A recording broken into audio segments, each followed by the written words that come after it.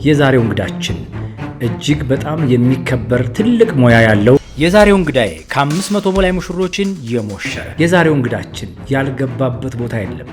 ጫካ ውስጥ ከአንበሳ ጋር እስከ ትንሽ እንስሳ ጋር ተጋፍጦ ስራውን ይሰራ። የዛሬው እንግዳዬ በሙያው አንቱታን ያተረፈ ያላነሳቸው ታዋቂ ድምፃውያንና ሞዴሎች የሉም። ቴዲ አፍሮ፣ ማዲንጎ አፈወርቅ፣ ነፃነት መለሰ፣ ቻቺ ታደሰ። የቴዲ አፍሮ ጥቁር ሰው የተሰኘውን አልበም የፖስተር ፎቶዎች ያነሳው የዛሬው እንግዳዬ ነው። አፍሪካ ውስጥ ታላላቅ የሚባሉ መሪዎችን በመሳሪያው የተቆጣጠረ የዛሬው እንግዳችን ሀገር ውስጥ ትልልቅ ከቤተ መንግስት እስከ ታችኛው ክፍል በርካታ ሰዎችን በሙያው ያገኘ የዛሬው እንግዳችን የሚደነቅ ሙያ ያለው ታላቁ ፎቶግራፈር አንቶኒዮ ፊዮሬንቲ። እንኳን ቤቴ ደህና መጣችሁ።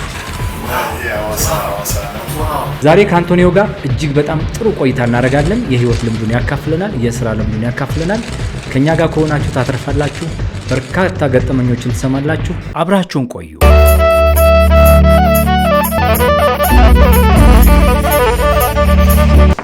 ዛሬ ቶኒ ያፈላልንን ቡና እየጠጣሁኝ ነው። ጫካ ነው፣ ዋርካ ነው። እባብ በልጅነትህ አጋጥሞ ነበር? የኛ ኩኩሉ ጨዋታ ደግሞ ጫካ ውስጥ ነው። በጣም በሚገርም አቀባበል ነው የተቀበልከን። ልጥ ፈልገን ራሳችን ገምደን ማህበረሰብ ሲሰለጥን ሲያድግ ሲለወጥ ከቴክኖሎጂ ጋር ሲጋባ ውብ ነች ሐዋሳ። አየሯ፣ ሐይቁም፣ ሰው ያልተጻፉ ህጎች አሉ። ጉቶ ሜዳ የሚባላል ምሳሌ የምናደርጋቸው ሰዎች አሉ። መሐመድ ገዳፊ ናቸው። በአንተ ካሜራ ስር ነው ያለፉት። ወይ ደምቼ ወይ አድምቼ መግባት አለብኝ። ተመልካቾቼም ካልቀፈፋቸው እንደ አባትህ እንዳጎትህ ናቸው እነዛ ሰዎች። የትኛው ጨዋታ ይማርክህ ነበር? አንተ የከሌሌች አይደለም ምን ታደርጋለህ? በልቶሎ ሂድ ምናምን። ትዕግስተኛ ካልሆንክ እውቀቱን አይሰጡም። ልትመታ ልትቆነጠጥ ትችላለህ። አንተስ እንደው ከድሮ ጋር ስታስተያየው አሁን ያለችበትን ሁኔታና የድሮ እንዴት ነው የምትገልጸው? የትም ቤት ውስጥ ነበር የሚበላው። ለራስህ እውቅና የሰጠህበት የመጀመሪያ ስራ ምንድን ነው?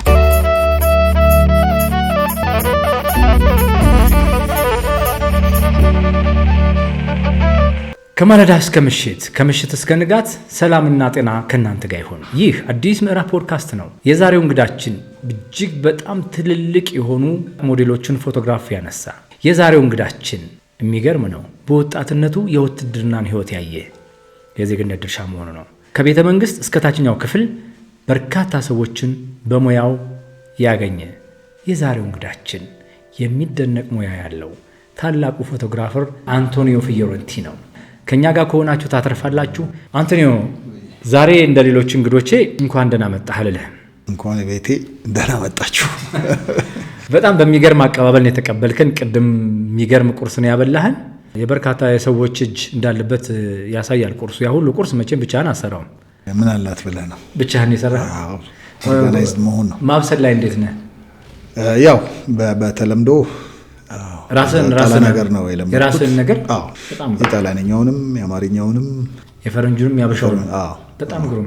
የተከበራችሁ እንግዶቻችን እንግዲህ ከአንቶኒዮ ጋር ከተገናኘን አይቀር ዛሬ እንደ ሌሎቹ እንግዶቼ ሁሉ መቼም የምትጠብቁት ነውና አንቶኒዮ የተወለደ የታደገ እንዴት ነበር አስተዳደጉ የሚለውን ነገር መስማት እንደምትፈልጉ በውስጥ መስመርም የደወላችሁልኝ ያላችሁ ልጅነትህን አስጎብኘን እስቲ ወደ ኋላ ሄደህ። በፎቶግራፍ አይደለም ያልኩ፣ በእውነት ያደግክበትን የተወለድክበትን። የተወለድኩት ደቡብ ኢትዮጵያ ነው፣ ሐዋሳ ነው የተወለድኩት። ሐዋሳ ነው የተወለድኩት። እድገቴ አዲስ አበባ ነው። እዛ እስከ 11 ዓመት አካባቢ ነው የቆየሁት። እሺ። በደርግ ጊዜ ያው የተወሰነ ማለት ንብረት የሚወረስበት ጊዜ ንብረት ሲወረስ ምንም አልነበረንም። ከዛ ሙቭ አረግን ወደ አዲስ አበባ። አዲስ አበባ 6 ዓመት ቆየሁኝ። ከዛ ነው ወደ ጣሊያን ሀገር ሄድኩት። ሆኖም ግን ያው የሐዋሳ ቆይታ በጣም ደስ የሚል ነበረ። ደቡብን ታውቃታለህ እንግዲህ፣ በጣም ቆንጆ ቦታ ነው። በኔቸር የተከበበ አካባቢ ላይ ነበርኩኝ። ያኔ እንደ ዛሬ ብዙ ቤቶች ወይ ህንፃዎች አልነበሩም። ጫካ ነው፣ ዋርካ ነው፣ አውሬ እንደ በቀላሉ የምታይበት ሁኔታ ነው። አይቆ ይሄ የነብር አካባቢ ስለሆነ መንገድ በዚህ በኩል እንሂድ ምናምን የሚባልበት ዘመን ነበረ። ሆኖም ግን ያው ከጊዜ በኋላ አሁን ደኑ ምንም ተመናምኖ ያው ሐዋሳም አድጋ አሁን ህንጻ በህንጻ ሆናለች። ስቲል ቆንጆ ሀገር ነች፣ ሐይቁም እንዳለ ሆኖ እና የኛም ቤት ደግሞ ሐይቅ ዳር ነበረ። እዛው ያው ስዋኝ ስንቦራጨቅ የተለያዩ እንስሳዎች በመሬት ላይ የሚሸራተቱንም በመሬት ላይ መንሸራተት ስሙን እንዳጣ እና ከመጫወቻችን ያ ነበር። ያኔ መጫወቻ የለማ። አይነክስህም ነበር እንግዲህ መቼም ተመልካቾቼም ካልቀፈፋቸው አካባቢው ላይ የተለያዩ እንስሳቶች ነበሩ በመሬት የሚሳቡ ምናምን እና እባብ በልጅነት አጋጥሞ ነበር? ኖርማል ነው እዛ የተለያዩ እንስሳዎች አለ። ሬር ነው ግን ያው ያ አንድ ልጅነት ፈጣሪ ይጠብቃል።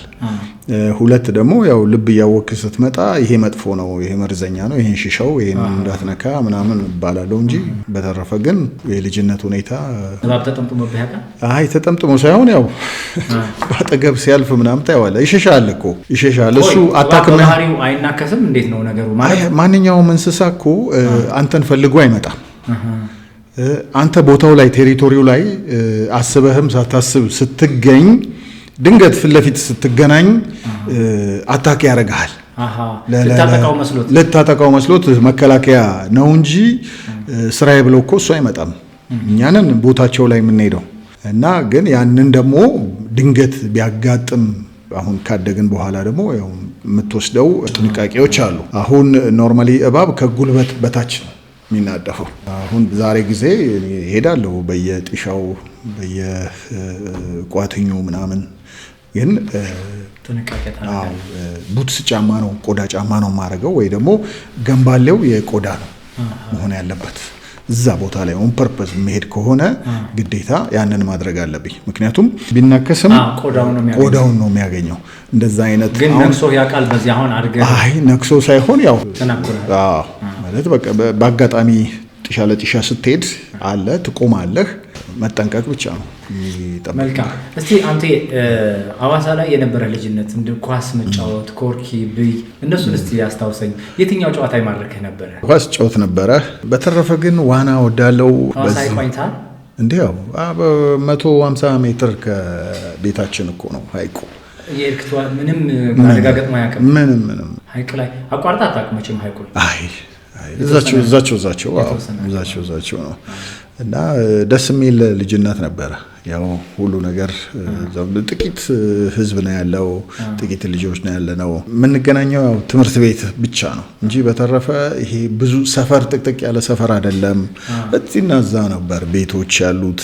በጋሪ ነው ወይ ደግሞ ሮጠህ ነው የምትሄደው ምናምን የምትገናኘው። ትልቁ መገናኛ ቦታ ለልጆች ትምህርት ቤት ነው። እንደው ልጅነት ላይ ትምህርት ቤትም ሆነ አካባቢ ላይ ቡሄ ሊሆን ይችላል፣ ሆያ ሆዬ ላይ ጅራፍ ምናምን ብይ መጫወት ሌባና ፖሊስም ሊሆን ይችላልና ሚያዝናኑ መቼ የማይረሱ አሉ። ሁሉንም አሳልፊያቸዋለሁ። በተለይ ወደ አዲስ አበባ ስመጣ ኢቭን ይሄ ሞር ብይ፣ ቀስት፣ ጠጠር፣ በካልሲ በጨርቅ ኳስ ምናምን እነዚህ ጅራፍ ራሳችን እንጦጦ ሄደን ልጥ ፈልገን ምናምን ራሳችን ገምደን እና እሱን አድርጌ ማለት እንደ ማንኛውም ልጆች ተገራርፈናል። ማጮህ ብቻ አይደለም ትጋረፋለህ እና የገና ጊዜ የገና ጨዋታ ላይ ደስ ይላል። አንዳንዴ አደገኛም ቢሆን ደስ የሚል ልጅነት እና ኦልሞስት ሁሉንም አሳልፌዋለሁ ማለት ይቻላል። ኳስ ትወድ ነበር? በልጅነት ያው የሆነ ፎቶዎችን እያየሁ ነበርና እነዛን ፎቶዎች ስታነሳ ራስን እዛ ልጅነት ውስጥ ከተህ እንዳነሳቸው ይሰማኛል። ምክንያቱም ለስሜቱ በጣም ቀርበን ያነሳው ቋንቋ አለው። ፎቶ ራሱ ስታየው የሚናገረው ቋንቋ አለና አንዳንድ ጊዜ ስታውቀው ስታልፍበት ቅርብ ሆነህ ነው ለስሜቱ የምትገኘውና ኳስ በደንብ ተጫውተሃል። የት አካባቢ ነበር የተጫወትከው? አዲስ አበባ ያው ሌት መሰለ የምንጫወተው ነው። ጉቶ ሜዳ የሚባል አለ። በመድኃኒዓለም ቀጨኔ አካባቢ ሾላ ጉቶ ሜዳ የሚባል ነበረ።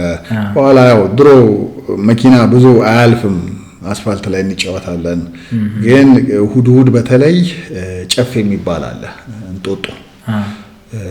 እዛ ሄደን ጫካ መሀል ላይ ያለ ቆንጆ ሜዳ አለ። እዛ በቃ የምንፋለመው ጨፌ ከስሩ ውሃ ያለበት ቦታ ግን ቦታው ጨፌ ይባላል። ግን እንደውም ስንሮጥበት ምናምን ድም ከስር ግራውንድ ወይ ግራውንድ ውሃ አለው ምናምን እና እዛ ነበር የምንጫወተው። የኛ ኩኩሉ ጨዋታ ደግሞ ጫካ ውስጥ ነው። የጅብ ጎሬ ፈልገህ ኮሼሌ ቅጠል ሰብስበህ ጎሪያቸው መግቢያ ላይ ታረግና ተለኩሳለ። ጭሱ እንትን ሲላቸው እኛ ከላይ ሆነን በቃ እነሱ ያለ ሲወጣ ብቻ በድንጋይ ምናምን በቃ ይሄ እንደ ያረመኔም ሁኔታ ነው። ግን ያው ልጅነት ነው። ተተናክሏችሁ አያውቁም? አይ ምንም ግን ያው ሰው የሚፈራውን ብዙ ጊዜ እኛ መጫወቻችን ነበረ። የሚገርም ነው። አስተዳደግህ ነው። እንደው ኢትዮጵያ ውስጥ ከዛ ከሐዋሳ መጥተህ አዲስ አበባ ስትገባ ትንሽ የአየር መለወጥ ሁኔታዎች ላይፍ ስታይል ራሱ ይቀየራል እና አልከበደህም አዲስ አበባ ስትመጣ? በነገራችን ላይ አንተ ነው ኢትዮጵያዊ ነህ አይደል? ሁለቱም እናቴ ነች ኢትዮጵያዊ፣ አባቴ ጣሊያን ነው። በትውልድ ኢትዮጵያዊ ነኝ። ያው ዜግነቴ ጣሊያን ነው። በጣም ይገርማል። ግን ያው እናትህ ናቸው ኢትዮጵያዊ። ጣሊያን የሄድክበትን አጋጣሚ እናወራለን። ግን አዲስ አበባ ከሐዋሳ አዲስ አበባ ከመጣህ በኋላ አዲስ አበባ የነበሩ ትዝታዎች፣ ትምህርት ቤት ስትገባ ከሐዋሳ በተለየ መልኩ ምን ያጋጠመ ነገር አለ? ለእኔ በጣም ነው የተቸገርኩት የነበረው። ምክንያቱም ያ የመሰለ ጫካ፣ ያ በቁምጣ ብቻ ነበረ ራቁቴን የምዞረው። ሙቀቱም አየሩም የሰጠ ነው እዛ። አዲስ አበባ ግን ስመጣ ያ ጫካ የለም፣ ህንፃ ብቻ ነው፣ ወና ነው ምናምን። ጫካ ፍለጋ እንዳልኩ እንጦጦ ነበር ማሳልፈው። ሆኖም ግን ያው ቤተሰብ አብሮ አደግ ምናምን ከነሱ ጋር ሁሉን አይነት ጨዋታ የልጅነት ህይወት አሳልፍ ያለው። ሐዋሳ የሚገርም ነገር ሐዋሳዎች ያዳመጡን እንደሆነ እያዩን እንደሆነ ይሰማኛል። ሐዋሳ አሁንም ድረስ እኛ አሁን ከቅርብ ጊዜ በኋላ የምናውቃት በጣም ውብ ከተማ ነች። የምታምር በተፈጥሮ የታደለች ከተማ ነች። ሐይቁም አለ። ለመዝናናት በጣም ምቹ ከተማ ነች። አንተስ እንደው ከድሮ ጋር ስታስተያየው አሁን ያለችበትን ሁኔታና የድሮ እንዴት ነው የምትገልጸው? ያው ያኔ የልጅነት ሁኔታ ነው። ራሱን የቻለ ታሪክና ደስታ ያሳለፍኩበት ነው። አሁን ደግሞ ኦፍኮርስ ስቲል ውብ ነች ሐዋሳ። አየሯ፣ ሐይቁም፣ ሰው በጣም ሞደርን ሆናለች፣ ተለዋውጣለች። ሆኖም ግን ያው ደስ የምትል ከተማ ነች ስቲል።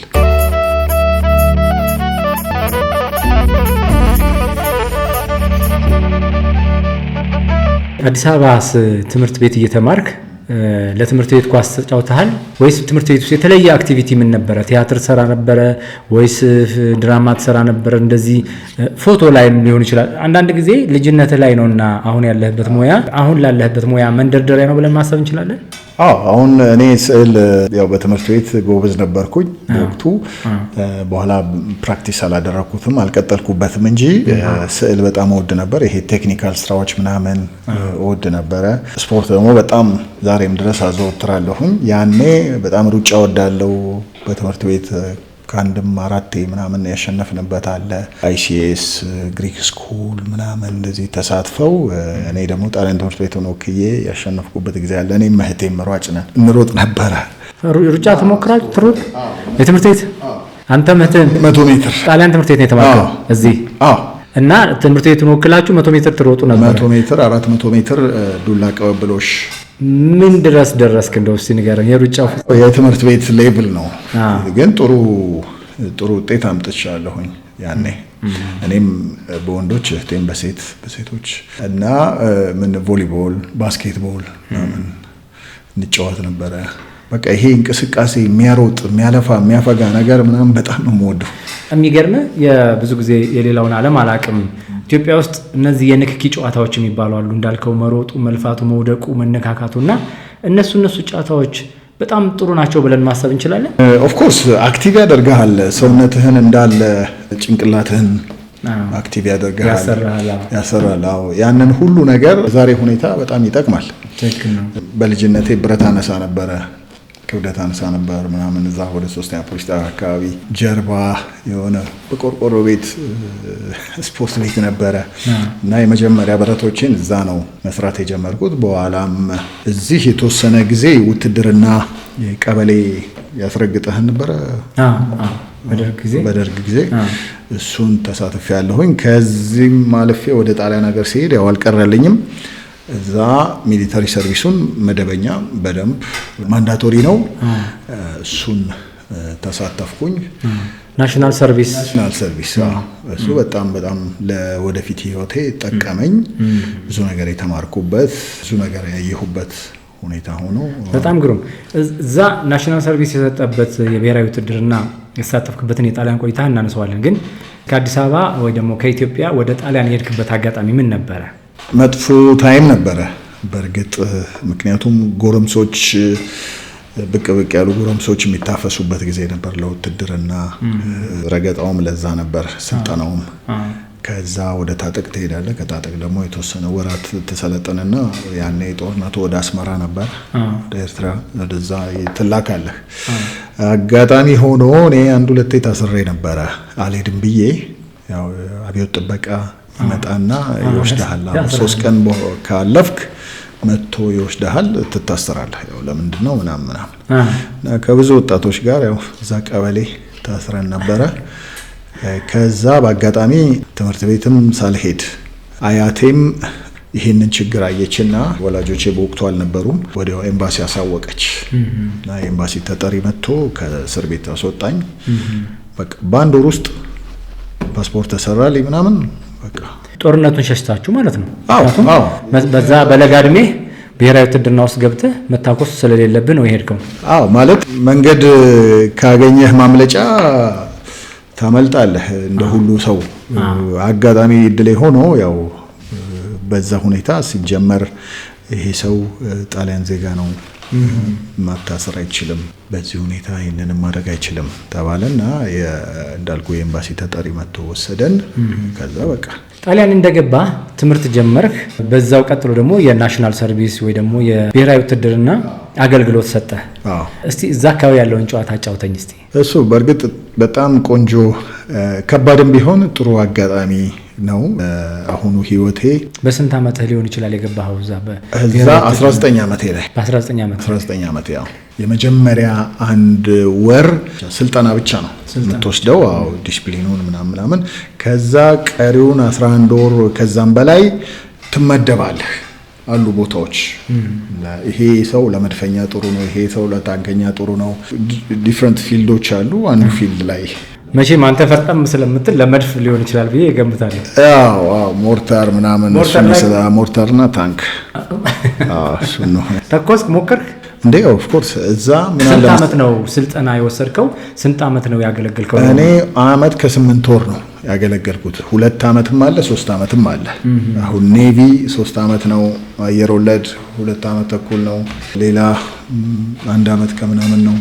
እኔ ወደ መከላከያ ውስጥ ስለነበርኩኝ እንዳልኩ ታንከኛ መድፈኛ እዛ ተመደብኩኝ። ያንን የሰለጠንኩት እና ይሄ የውሸት ጦርነቶች አሉ፣ ጥይቶቹ ናቸው እንጂ ፌክ እንቅስቃሴው በሙሉ እውነት ነው። አዎ ይሄ ወንዝ ሸለቆ ተሸክመህ ምናምን በየውሃ መዘፈቁ ምናምን መተኮሱ ምናምን። በኋላ ኦፍ ኮርስ ኢላማ ቦታዎች አሉ። እዛ ትክክለኛውን ቡለት ነው ጥይት ነው የምትተኩሰው። ያ የብሔራዊ ውትድርና እንቅስቃሴ አሁን ላለበት ህይወት የጠቀመህ ከሆነ ምንድነው? ዲሲፕሊኑ ወይ ደግሞ ለሰውነት በስፖርት መዳበሩ ነው? ያው አንድ ከባድ ምርመራ አለ።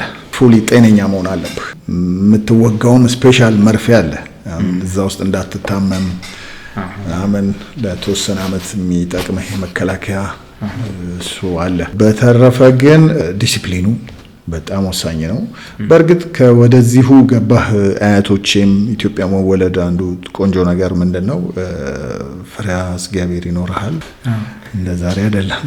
እንኳን የምታውቃቸው አይደለም የማታውቃቸውንም ሽማግሌ አሮጊት የሆነች ነገር ከያዙ ሮጠህ ለምርቃት ስትል ሮጠህ ታግዛለህ። በቃ ባይ ዲፎልት አለ ውስጥ ይሄ ማህበረሰቡ ይሰጥህ ሀብት ነው። በጣም ትልቅ ሀብት ነው እና እዛ ማደጉ ብዙ ዲሲፕሊን ግብረገብ ይዘት አድግና በኋላ ደግሞ የሚሊተሪ ሰርቪሱ ሲጨመርበት ሁለቱም ያ የተደባዳቢ ወቅት የተደባዳቢ ጊዜ ከዚህም ጋር ከዛም ጋር በትንሹም በትልቁም የምትቧቀስበት ሁኔታ እዛ ሰከነ። ሚሊተሪ ላይ ሰከነ።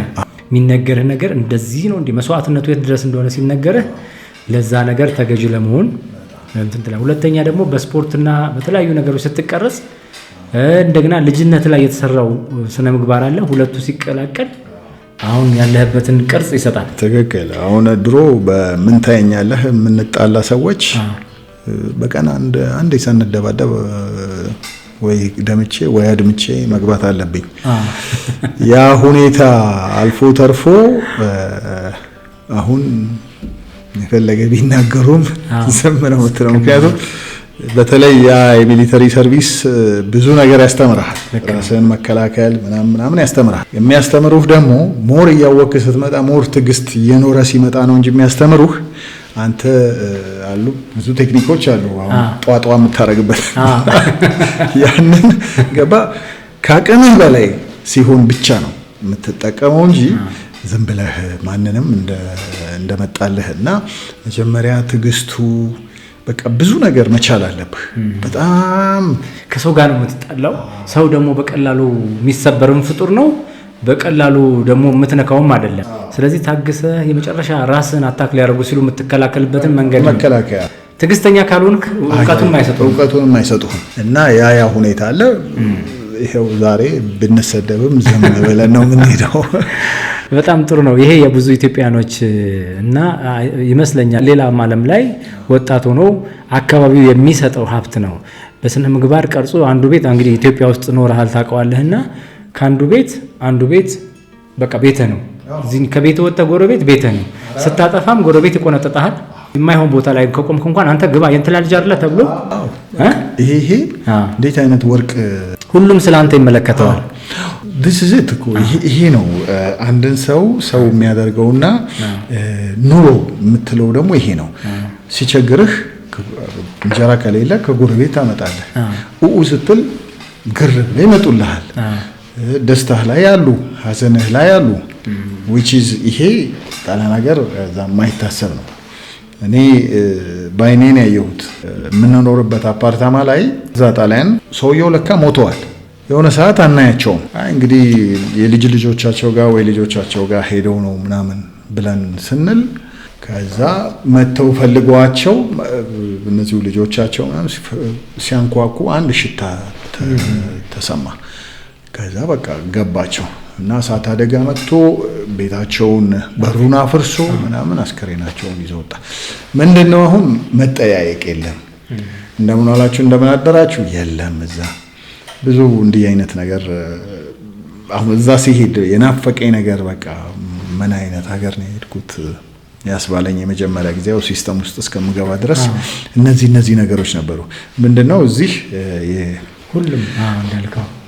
ሁሉም እንዳልከው ቅድም አንተ እዛ ታች ሆነህ ሌላ ሰፈር ሆነህ አንድ ሰው ካየህ ትታወቃለህ። አንተ የከሌ ልጅ አይደለም ምን ታደርጋለህ እዚህ በል ቶሎ ሂድ ምናምን ልትመታ ልትቆነጠጥ ትችላለህ። እንደ አባትህ እንዳጎትህ ናቸው እነዛ ሰዎች እና የትም ቤት ውስጥ ነበር የሚበላው። ከሌ ብቶ እዚህ ይበላል እኛ ደግሞ ሌላ ቦታ ሄደን እንበላለን። አንተ ና ብሉ እንደዚህ ነው የሚደረገው። እንዴት ትገልጸዋለህ ያን ጊዜ? አንዳንድ ጊዜ ማህበረሰብ ሲሰለጥን ሲያድግ ሲለወጥ ከቴክኖሎጂ ጋር ሲጋባ መተው የሌለበት ኦሪጂናል የሆኑ የማህበረሰብ ውጤት ያልተጻፉ ህጎች አሉ።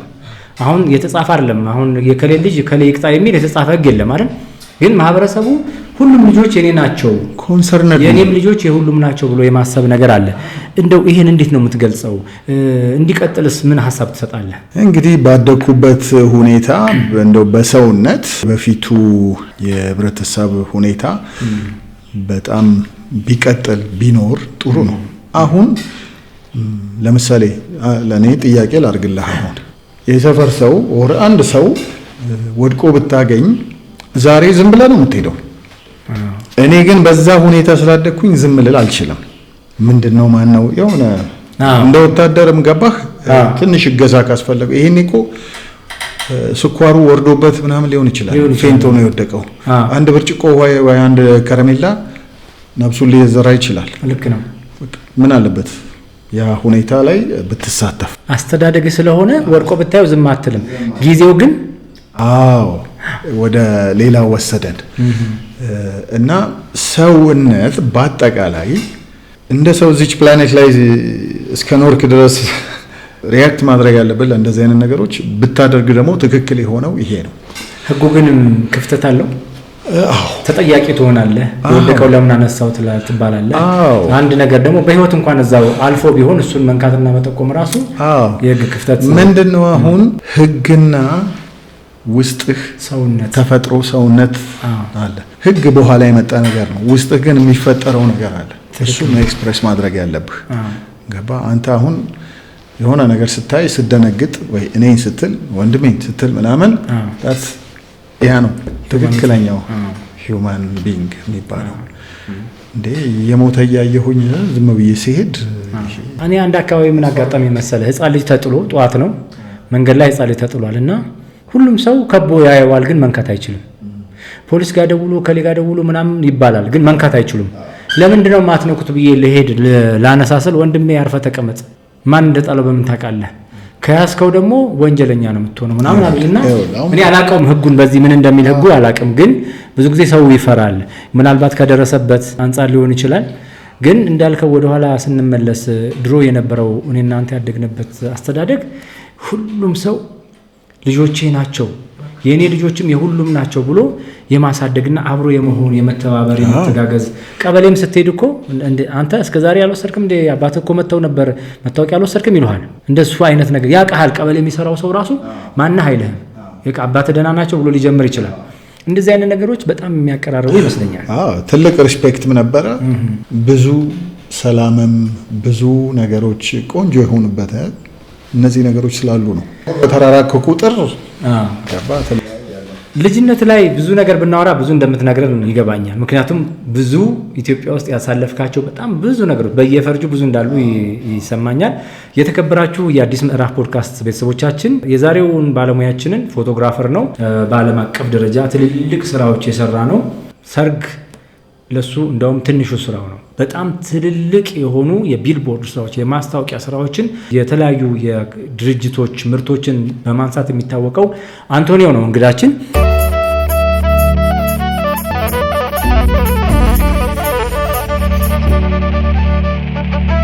ከማስታወቂያው ተመልሰናል። የተከበራችሁ የአዲስ ምዕራፍ ፖድካስት ተመልካቾቻችን እንግዲህ እየተወያየን ያለነው ከታዋቂው ፎቶግራፈር አንቶኒዮ ፊዮረንቴ ጋር ነው። እስቲ አሁን ከልጅነትህ ተመልሰን እንደው ወደ ፎቶግራፍ ስራ የገባህበትን አጋጣሚ የመጀመሪያውን ሰዎች ምሳሌ የምናደርጋቸው ሰዎች አሉ ወይ የምናያቸው ፎቶዎች ሊሆኑ ይችላሉ ወይ ሰዎች ሊሆኑ ይችላሉና እንዴት ነበር የመጀመሪያ አጋጠመኝ ወደ ፎቶግራፍ ስራ ለመግባት? ድንገት ነው የተገባው። ጠለ ነገር ነው ይሄ የተፈጠረው። 18ኛ ዓመቴ እህቴ በመጀመሪያ ደሞዟ የሆነች ቦታ ክረምት ስራ ገብታ ነበር። ሴል ላይ ያገኘቻትን ኦሊምፑስ ካሜራ ኤስኤልአር ገዝታ ሰጠችኝ እና እኔ ያው ስዕል ስለምስል ነበረ የመሰለኝ ቀለም ብሩሽ ምናምን ነበር፣ ሳያው ካሜራ ነው እና ግራ ገባኝ። ኤኒዌይ ያው አንድ ሁለት እያልኩኝ ድሮ እንደዚህ እንደዛሬ ቀላል አይደለም አልነበረም። እንዴት ምን አይነት በተን መንካት እንዳለብኝ ሂንቱ የለኝም። በአጋጣሚ ኮሌጅ ነበርኩኝና ዳሪ ቦርዲንግ ስኩል አንድ አስተማሪ ክረምት ኮርስ አለ ብትሳተፍ ጥሩ ነው እና እንደውም ምዝገባ ሳይጨርሱ ሂድና ተመዝገብ ምናምን ይለኛል። ፎቶግራፍ እሺ ብዬ በቃ ሄጄ መዘገባለሁ። አጋጣሚ እንደ በነጋታው ሊጀምር ነበረ። ካሜራ አለህ ተባልኩኝ። ያው አለኝ እንደዚህ በቃ እሱን ይዘህ ትመጣና ነገ ትጀምራለህ በዚህ ሰዓት። ከዛ ጀመርኩኝ። መጀመሪያው ቲዮሪ ስለ ፎቶግራፊ ምን ሌንሱ ላይ እንዴት እንደተሰራ ካሜራው ምን አይነት ኮንሰፕት ይዞ እንደወጣ እንዴት ነው ካሜራ የተባለው ብዙ ከነ ታሪኮቹ አስተማሩን አሳዩ። ያንን ደግሞ ፕራክቲስ ማድረግ ነበረብን እና ፊልም ተሰጠን። ብላክ ኤንድ ዋይት ፊልም ባለ 12 ባለ 24 ባለ 36 ነበር። ባለ 12 ምክንያቱም ትምህርት ቤት ስለሆነ ተማሪ ስለሆንክ የምትማርበት ወዲያው አንስተህ ደግሞ ያው እንዳይባክን 12ቱን ብቻ አንስተህ እነሱን ይዘህ ዳርክ ሩም ገብተህ ጨለማ ቤት በኬሚካል አማካኝነት ታጠቁራለህ። ካጠቆርክ በኋላ ምናምን ኔጌቲቭ ይሆናል ይታያል። እዛ ኔጌቲቭን ደግሞ ፕሪንት ማድረግ አለብህ በኢላርጀር አማካኝነት። የትምህርቱ ሂደት ነው። አዎ ያው በኢላርጀር አማካኝነት ላይት አለ እዛ ምናምን ብዙ ነገር ያው ተመሳሳይ ካሜራ ላይ የምታረገው ኦልሞስት ያንኑ ነው እዛ ላይ እዛ ውስጥ የምታረገው። ዴቨሎፐር ፊክሰር ምናምን የሚባሉ ኬሚካሎች አሉ። በሂደት ያው ነጭ ወረቀት ላይ ኢሜጁን እዛ ላይ ካስቀመጥክ በኋላ የተወሰነ ሰከንድ ወይ ደቂቃዎች ያብርሃን ያ ኔጌቲቭ እዛ ላይ ኢምፕሬሽን ይሆናል። ከዛ ትይዝና ዴቨሎፐር ኬሚካል ውስጥ ከተዋለህ። በቃ ዴቨሎፐር ኬሚካል ውስጥ ሲገባ ነው በቃ የተለከፍኩት እኔ። ምክንያቱም ምስል ከዛ ነጭ ወረቀት ውስጥ ምስል መውጣት ሲጀምር ማጂክ በቃ ታጥበዋለህ። የዴቨሎፐሩን ኬሚካል ታጥብና ፊክሰር ውስጥ እና ፕሮሰሱ ፊክስ ይሆናል ማለት ነው። በዛ ኬሚካል አማካኝነት ያንን ታጥብና ደግሞ መብራት ታበራለህ። ያኔ ማየት ትችላለህ፣ አይቃጠልም። ከዛ ኢሜጁን የመጀመሪያ ኢሜጅን ሳይ እንደዚህ በቃ በጣም ተሳብክ። የመሆን ፍላጎት አደረበት። በቃ ስዕሉም እንዳለ ሆኖ ስዕሉ ላይ ያው የተፈጥሮ ስጦታ ስለሆነ ከዛ ደግሞ ይሄ ሲጨመርበት በቃ አልኩ አንድ ሁለት ብር ማስወጣት ጀመረ። የኪስ ገንዘብ የሚሰጠኝን እዛ ላይ የሆነች ነገር ሰርቼ በትርፍ ጊዜ ፊልም መግዛት፣ ማጥቆር፣ ኬሚካል መግዛት ምናምን ሆነ። ከዛ ብቻ እያዳበርኩት መጣው። ከዛ አጋጣሚ ሆኖ ደግሞ ሚሊተሪ ሰርቪሴን እንደጨረስኩኝ የሆነ ስራ ተቀጥሬ እዛ ስራ ቦታ ላይ የሆነች ጣሊያን ጓደኛዬን አገኛታለሁ፣ ታወቃታለሁ። እሷ ደግሞ አጋጣሚ የኔ አይነት ካሜራ አላት ከሙሉ የተሟላ ኢኩዊፕመንት ጋር። እሷም ያው ፎቶ አማተር ነች ማለት ለሆቢ ስራዋ ሌላ ነው፣ ግን እንደ ሳይድ ጊዜውን የምታሳልፍበት ፎቶ ማንሳት ነው። እሷ ነች በቃ በጣም ወደዛ ውስጥ የከተተችኝ፣ ብዙ ነገር ያስተማረችኝ። በቅርበት እያልኩ ኦልሞስት ሌላ ስራም ሰራ ነበረ እዛ መስሪያ ቤት ውስጥ፣ የመንግስት መስሪያ ቤት ውስጥ። ይህንንም ስራ በተጓዳኝ መስራት ጀመርኩኝ እንደ ረዳትነት። ለዛ ለመስሪያ ቤቱን ፎቶ እያነሳ ወደ ግል ደግሞ ትንሽ ቢዝነስ ማግኘት ጀመርኩኝ። ብዙ ያደኩበት ሀገር ኤርትራውያን ይበዙታል ጣሊያን ውስጥ። አዎ ምን የምትባል ከተማ ነች? ቦሎኛ። እና እዛ በጣም ብዙ ኤርትራኖች አሉ። ያው እንደ አዋሳ እንደ ድሬዳዋ እንደማለት ነው በዋና። ኤሚሊያ ሮማኛ ይባልና ሪጅኑ ክልሉ፣ ከዛ ከዋና ከተማው ደግሞ ቦሎኛ ይባላል። እና እዛ በጣም ብዙ ኤርትራኖች ነበሩ። ከዛ እነሱን ሰርግ ማንሳት ትግርኛ ትችላለህ እንዴ? ትንሽ ትሞክራለህ? ከዛ እነዛን ያን ስሰራ ትንሽ የኪስ ገንዘብ ማግኘት ጀመርኩኝ። እነሱ ትግርኛም ትንሽ ስለሚችል አማርኛም ያው ስለሚችል ዞሮ ያው የነሱ ሰው ነኝ ገባህ አንድ ነው። እና በቀላሉ እንግባባለን፣ ምክንያቱም ባህላችን አንድ አይነት ነው። ሁሉ ነገር በቃ ይጠሩኛል ለተለያዩ ፕሮግራሞች። የኪስ ገንዘብ ማግኘት ጀመርኩኝ። ከዛ እያልኩ ለመስሪያ ቤቱ መጽሔት ስራ ጀመርኩ። ለሌላ ፎቶግራፈሮች ደግሞ ረዳት። የነሱ ስቱዲዮ ውስጥ ትልቅ ስቱዲዮ ነው፣ ማአት ኢኩዊፕመንት፣ በጣም ውድ ኢኩዊፕመንት፣ ካሜራዎች፣ ሌንሶች ምናምን $50,000 to $60,000 በዛን ጊዜ አስል ብላድ ቢግ ፎርማት እንደዚህ ተሸፍነህ የድሮ ትልቅ ካሜራዎች አሉ አይደል? እነሱን የሚጠቀሙበት ስቱዲዮ ነው የገባሁት። እና ዝም ብለው ዕቃ አይሰጥህም እንደ ዛሬ እንካ በጣም ውድ ነው። እነሱን ደግሞ መጀመሪያ ታጸዳለህ፣ ቦታ ጽዳት ነው። አትነካም፣ ዕቃ በታምር አትነካም። አንዱ ከሽ ካለ ያው ስንትና ስንት ነው። ከዛ ግን አንድ ሰው አሳይን ይደረግልህና ይሄ ላይት ስታንድ ነው፣ ይሄ ትራይፖድ ነው፣ ይሄ ሞኖፖድ ነው፣ ይሄ ላይት ፐርሰናል ግላስ ያለው ትምህርት ቤት በለው ትምህርት ቤት ያ ነው ትልቁ ተግባራዊ የሆነ ትምህርት ነው። ከዛ አመት ምናምን ያንን ነገሮች ማወቅ ትጀምራለህ እና መንከባከብ ትጀምራለህ። ዛሬ ያየው ትልቅ ገር የሆነ ጊዜ የሚያሳቀቅ ሁኔታ ሌንስ ያዝ ሌንስ የሚያስደነግጥ ሌንሶች እንደዚህ እኛ ሀገር አየሁ። በጣም አንድ ክብር የላቸውም። ሌንሱን ሲለውጥ ውስጥ በአጋጣሚ ሴንሰሩ ከቆሸሸ በካኒቴራው ባላባው ካኒቴራ እንደዚህ ሲጠርጋ ይቻላል። እና ወይኔ በጣም የሚያሳዝን የሚያስደነግጥ ሁኔታ ነው። ትምህርት ስለሌለ እኮ ነው እንጂ በእነሱም አትፈርድም። ቻይና ሂድ፣ አሜሪካ ሂድ፣ አውሮፓ ሂድ፣ አውስትራሊያ ሂድ፣ የፎቶግራፊ ተርሚኖሎጂ አንድ አይነት ነው። በቃ እኛ ጋር ግን ያው ሰርጎ ገብ ቃላቶች እንትን አሉና ወደ ኖርማል እየሄዱ ነው። ግን ሌላ ሰው አሁን እኛ ሀገር ቢመጣ እሱ የትም ዓለም የሚጠራበትን ቃል ይዞ ሲመጣ ምንድነው ላትግባባ አንድ ቋንቋ ተናገር ማለት ነው። ይሄ ምንድነው ከአለማወቅ ወር ደግሞ ከተለምዶ የመጣ ነገር። አሁን ጀለስ የሚለው ቃል እኔ እዚህ ሀገር ስመጣ ነው ያወቅኩት። ምንድነው ገና እየጀመረ ነበር። ጎዳና ላይ የወጣ እንትን ነው ቃል ነው። ጀለስ ማለት ቅናት ማለት ነው። ጀለሴ ቀናተኛ ማለት ነው።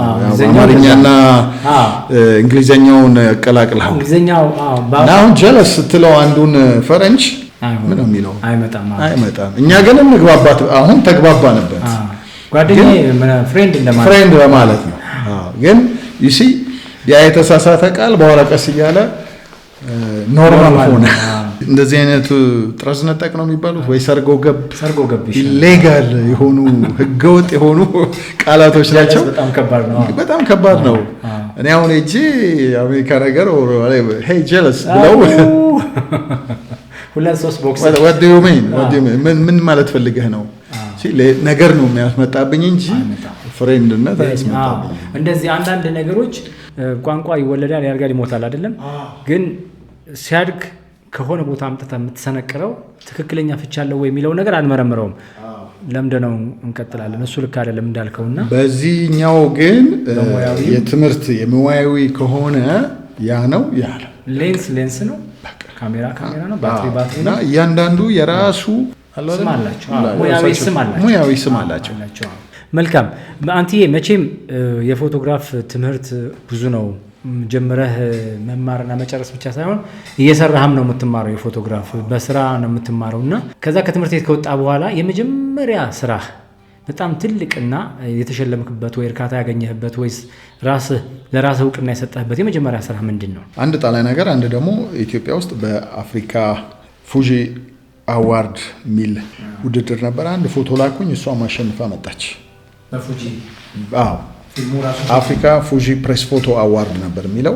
እንደው በእርግጠኛ ነው የምልህ ከዛ በኋላም አንድ አትሊስት ወይ ሁለት ላሸነፍ የምችልበት ግን ውድድር ምናምን እኔ ያንንም ላሸንፍበት የቻልኩት አንድ ኢሲ ውስጥ የሚሰራ ጓደኛዬ ተሳተፍ ምናምን ብሎ እሱ ነው በቃ ፑሽ አድርጎኝ ኦልሞስት እሱ ነው የጨረሰው ማለት ይችላል። መወዳደሪያውን ፎርም ምናምን ተላከች፣ ፎቶዋ አሸንፋ መጣች። ያንተ ለመሆኑ ማረጋገጫ እንፈልጋለን፣ ኔጌቲቭ ላክልን ተባልኩኝ። ኔጌቲቭ ነበረ በፊት ፊልም። ያንን ፊልም ላኩኝ። በፌዴክስ ኢንሹራንስ ተከፍሎላት ምናምን ከጠፋች እኮ ብዙ $1000 ሊከፍሉኝ ነው። ሄደች ፓሪስ አረጋገጡ። እንደዚሁ በኢንሹራንስ በፌዴክስ ተላከች፣ እጄ ገባች። ኔጌቲቭ እስካሁን አለች እንዳማረባት። ይሄንን ነው የሚያክለው ኔጌቲቭ፣ ግማሽ 6:9 ይባላል። ሚዲየም ፎርማት በወቅቱ የዛሬ 10 ምናምን ዓመት ነው እንግዲህ። ካሜራው ራሱ 40 ዓመት የነበረው ካሜራ ነው። 45 ማሚያ ፕሬስ ይባላል። እሱን ኦፕሬት ማድረግ ራሱ ስራ ነው። ምክንያቱም እዛው አይደለም። አሁን ባኩ ለብቻ ነው፣ ቦዲው ለብቻ ነው፣ ሌንሱ ለብቻ ነው እና እዚህ ጋር ባኩ ላይ ማንሳት አትችልም። ያ የሆነች የምትሳብ ነገር አለች። ፊልሙ ጨረር እንዳይነካብህ ዝም ብለህ እንዳታነሳ እንዳታበላሸው ምላስ አለች። እሷን ካላወጣህ አያነሳልህም። ብቻ ምናልፋ እሱ ራሱ ኦፕሬት ማድረግ ሌላ ስራ ነው፣ እውቀት ይፈልጋል። በዛ ካሜራ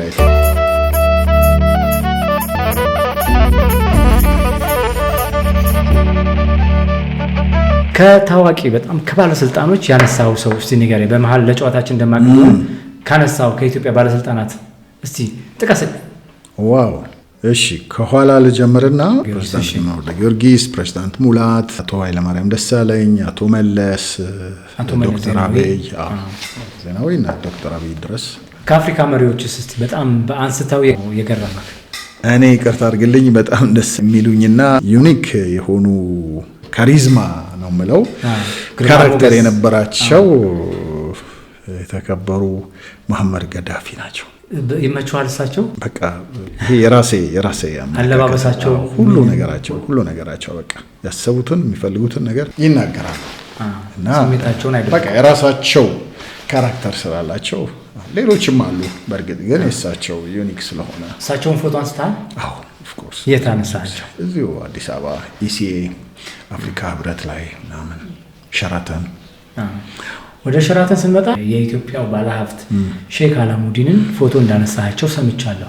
ፎቶ ማንሳት ብቻ ሳይሆን አጠገባቸው ሆነ ብዙ እንዳወሩ ሰምቻለሁ። እስቲ ስለሱ ንገረኝ። በአጋጣሚ የመጣሁኝ አካባቢ ጊዜ ብዙ ጊዜ ሸራተንም ስለምገኝ ነበር። አጋጣሚ አቶ አብነት ናቸው እሳቸውን ያስተዋወቁኝ። በጣም ተጫዋች ናቸው፣ አሪፍ ሰው፣ ደስ የሚሉ ናቸው።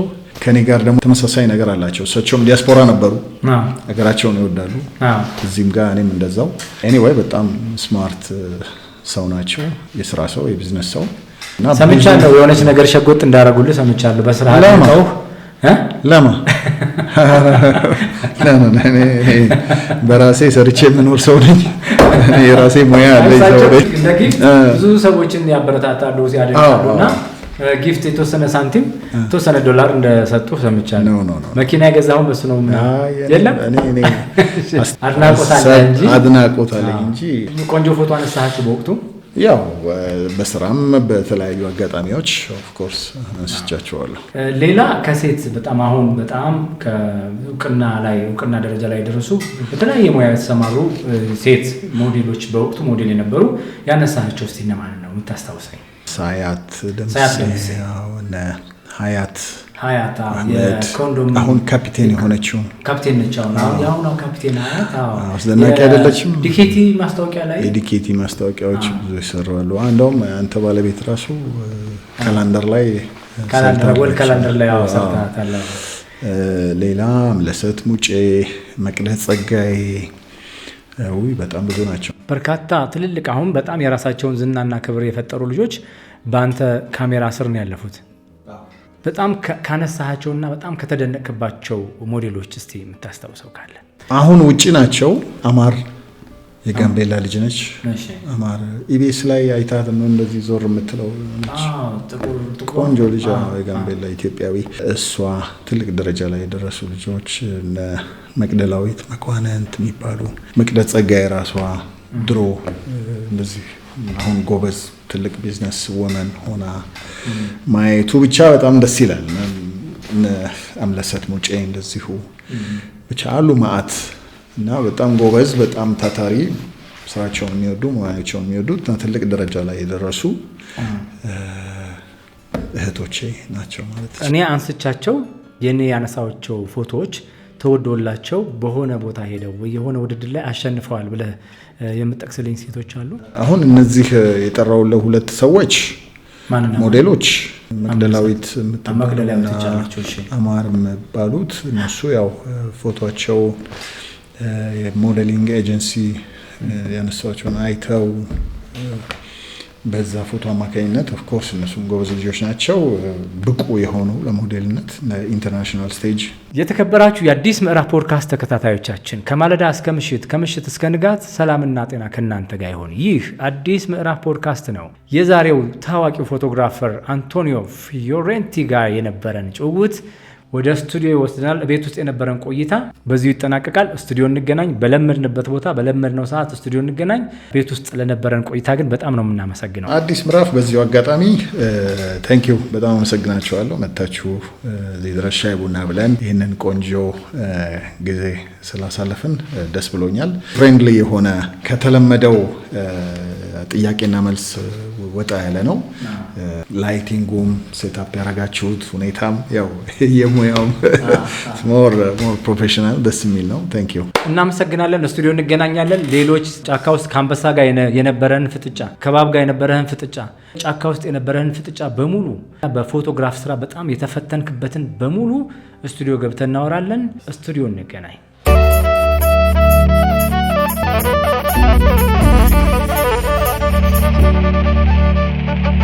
ከማለዳ እስከ ምሽት ከምሽት እስከ ንጋት ሰላምና ጤና ከእናንተ ጋር ይሁን። ይህ አዲስ ምዕራፍ ፖድካስት ነው። የዛሬው እንግዳችን እጅግ በጣም የምናከብረው አንቶኒዮ በጣም ትልልቅ ቦታዎች ላይ ፎቶ በማንሳት ትልልቅ የንግድ ማስታወቂያዎችን በመስራት ዶክመንተሪዎችን በመስራት በሀገር ውስጥና በውጭ የታወቀ ባለሙያ ነው። ዛሬ ከሱ ጋር ማራኪ የሆነ ወግ እናወጋለን። አብራችሁን ቆዩ። ቤት ውስጥ የነበረውን ቆይታ አይታችሁታል። በስቱዲዮአችን ቆንጆ ቆይታ እናደርጋለን። ከኛ ጋር ሁኑ፣ ታተርፋላችሁ። ላይክ፣ ሰብስክራይብ እና ሼር አድርጉልን። ቤተሰብ ሁኑ፣ ለብዙዎች እንዲደርስ አድርጉልን። አንቴ እንደምን አለ? ሁሉ መልካም፣ ሁሉ ሰላም። ድካም ተፍ ተፍ ተፍ እንዴት ነው? ያው ሁሌ ሩጫ ነው የኛ ስራ፣ እንደ ወታደር ነው። ስትጠራ መሮጥ ነው። በጣም የምትወደው አባባል ምንድን ነው? እስቲ በጣም የምትወደው የሚገዛህ አባባል በህይወት ውስጥ? ዋው ድንገተኛ ጥያቄ። አሁን ኢትዮጵያ ከተመለስኩ ጀምሮ ለበጎ ነው የሚለው ሁኔታ በጣም በተግባር ያየሁት ነገር ነው። እንደውም በዚህ አጋጣሚ የሚገርም ሁኔታ ነው ያነሳኸው። እዛ ገባ ሳድግ ሁሉ ነገር በሰዓት ነው። አርፍዶ መድረስ የለም። አንዴ ካረፈድክ በቃ ታርጌት ያደርጉሃል። ፋየር ነው የምትሆነው በቃ። እና እንደ ኦልሞስት እንደ ሮቦት ነው ኑሮ እዛ ለምጄ አድጌበት እዚህ ስመጣ 5 ደቂቃ ሰው ሲያረፍድብኝ በቃ ብው ነው የሚያደርገኝ። 5 ደቂቃውን ቶ ሰዓታት መጣለሁ እዚህ ነኝ ቅርብ ነኝ ምናምን ይላል። ግን ሰዓታት ለምን እኔ እስከዛ ድረስ እኮ ሌላ ነገር ማድረግ እችላለሁ፣ ስንት ነገር መስራት እችላለሁ። ኤኒዌይ ያ ሁኔታ አሁን ምን ሆነ መሰለ፣ አንድ ጊዜ ይሄ ለበጎ ነው በሚለው ነገር አንዳንድ ነገሮች ሳይሳኩልኝ ሲቀሩ ኦልሬዲ ፕሮግራም ይዣለሁኝ ገባህ፣ ግን የሆነ እንከን ያገኛለሁ፣ የሆነ ነገር ይፈጠራል ምናምን በጣም ያናድደኝ ነበር። ከዛ አንድ አብሮ አደጌ እንዴ ቶኒ ተው፣ አንድ ቶሎ ታረጃለህ፣ 2 ለበጎ ነው ቴክ ዩር ታይም። እዚህ እኮ አሁን ተመልሰሃል፣ ኢትዮጵያ ነው ያለው። ስለዚህ የዚህን ሪትም ያዝ። ትዝ ይለኛል ደግሞ ለእረፍት እዚህ ስመጣ ጡል ነበር ምለው እና ቤተሰብ ኧረ እስቲ አረፍ በል ረጋ በል፣ ምንድን ነው እንደዚህ የሚያሮጥህ? 2-3 ወር ቆይቼ ደግሞ ይሄንን ሪትም ይዤ እዛ መለሳለሁ ሪላክስ አድርጌ። እዛ ደግሞ ስደርስ ምንድነው የምታንቀላፈው? ቶሎ በል እንጂ። ከዛ ወደ ለበጎ ነው ዋጋ ልሄድልህ። የሆነ ጊዜ መንገድ ላይ አንድ አደጋ ይደርስብኛል የመኪና። አዎ፣ ግን በጣም እየተናደድኩኝ ነው ሄድኩት ወደዛ አካባቢ። ብዙ ነገር አልሳካ ብሎ ምናምን እኔ ግግም ብዬ ድርቅ ብዬ በቃ ካልሆነ መጨረሻ ላይ ወጣሁኝ ሄድኩ። ግን የሄድኩበትም ስራ አልተሳካልኝም ምናምን። እንደገና ያንን ብስጭት ይዤ ነው ወደ አዲስ አበባ እየተመለስኩ የነበረው። አደጋው ደረሰ ድንገት። ከዛ አረፍ አልኩኝ፣ በቃ ቆምኩኝ እና ያ የጓደኛዬ ነብሮ አደጌ ንግግር ለበጎ ነው የሚለው የከፋም አደጋ እኮ ደርስ ነበረ፣ ለራሴም ላይ ይደርስብኝ ነበር። ከዛን ጊዜ በኋላ ለምን የፈለገ ነገር አይሆንም እንደ ዛሬ ጧትም ለበጎ ነው ስትለኝ አስታወስከኝ። ልክ ጧት ከቤት እዚህ ቀጠሯችን ጋር ልትመጣ ስትል ስታየው የመኪና ጎማ ተንፍሷል፣ ሰዓታችን ሊያረፍድ ነው። ስለዚህ ምን አልኩ እኔ ለበጎ ነው። እኔ ወዲያው ፎቶ ላኩልህ። ሊያሳልፍልህ የፈለገው ነገር አለ፣ በዛች ቅጽበት ውስጥ የሚያልፍ ነገር አለ። ትክክል። አንተ ፕሮግራም ስላረክ ሳይሆን ፈጣሪ ፕሮግራም ባረገው ነገር ነው የምትንቀሳቀሰውና ሁሉም ነገር ለበጎ ነው። በጣም አመሰግናለሁ። ከቤተሰብስ በጣም የምትወደው ምክር፣ ቤተሰብ የነገረህ ምክር፣ ጓደኛም፣ እህት፣ ወንድም፣ አባት፣ እናት ሊሆን ይችላል፣ አጎትም ሊሆን ይችላል፣ በጣም አጥንት ሰርስሮ የሚገባ ምክር እንዲህ ብሎ የሚነግረህ ነገር አለና ምትዝ የሚልህ ምን አለ? አያቴ የምወዳቸው አያቴ ነፍሳቸውን ይመሩና በቃ በራስህ ለፍተህ የምታገኘው በረከት አለው ረዴት አለው ይሉኝ ነበር ልጅ ሆኜ። እና የሰው አትመኝ አትዋሽ፣ የለፋኸው ነገር ታያለህ፣ ፍሬ ይሰጥሃል አሜን ይሉኝ ነበር። ያቺን ይጃደኩኝ የትም ቦታ ስሄድ ያ እንደ ፕሪንሲፕል እንደ ህግ በጣም ማለት ትልቅ አባባልም ነው፣ ለህይወትም መርህ የሚሆን ነው። ያያትም ትልልቅ ሰዎች ደግሞ እንዲሁ በተፈጥሯቸው በህይወት ልምዳቸው የሚያውቁት ነገር አለና ምክራቸው ይሰራል ከነምርቃታቸው። የማትወደው በዚህ ምድር ላይ ስትኖር የማትወደው ነገርስ ምንድን ነው? ወይ ውሸት አትወድ። እንዴት ታምናለህ? በኋላ ውሸት ማን ይወዳል? አስቸጋሪ ነው። ውሸት ማን ይወዳል? ግን አንተ በጣም ተጠየፈዋለህ። አዎ ገባህ። እምነት ትልቅ ነገር ነው። እምነት ከፈጣሪም ጋር የተያያዘ ነገር ነው። አንተን ማንነትህንም የሚገልጽ ነገር ነው። ከዋሸህ ሰው ለማስታረቅ ልትዋሽ ትችላለህ። ነገሮች ግን ስራዬ ብሎ አንድ ሰው እንደዚህ ጠዋት ማታ የሚዋሽ ከሆነ እኔ ተሟላይ ሰው ልጅም ነው ብዬ አላምንም። እና የጎደለው ነገር አለ፣ በጣም የጎደለው ነገር አለ። ህይወት ላይ ኑሮ ላይ ወሳኝ ነው። ገባህ? በሐቅና በእውነት ስትኖር ያደኩበት እንግዲህ ያ ስለሆነ ለኔ ትክክል ነው። ያ ኢትዮጵያ ውስጥ በጣም የምታደንቀው ድምጻዊ ያለ የተወሰኑ ናቸው እንግዲህ አንድ ብቻ አይደለም። ግን በጣም በቃ ስትሰማው ደስ የሚል ሙዚቃውን ምናምን ስትሰማው እንግዲህ እኔ ከድሮ ልጆኜ አጎቶቼ የሚሰሙት ሙዚቃ ጋሽ ማህሙድ፣ ያሊቢራ፣ የቴድሮስ ድሮ፣ የአሁኑም ቴድሮስ በጣም አሪፍ ነው። እና የነጻነት መለሰ ምናምን እንደዚህ አይነት ሞሮለስ ድሮዎቹ በጣም ይማርኩኛል። ምክንያቱም ለኔ ወዛላቸው እንግዲህ በጣም ደስ ይላል። በቃልህ ያስከው ሙዚቃ እንደው ትዝ የሚልሃል ዝፈንልኝ አይደለም አይዘ እንደዚህ የሚመጣጣ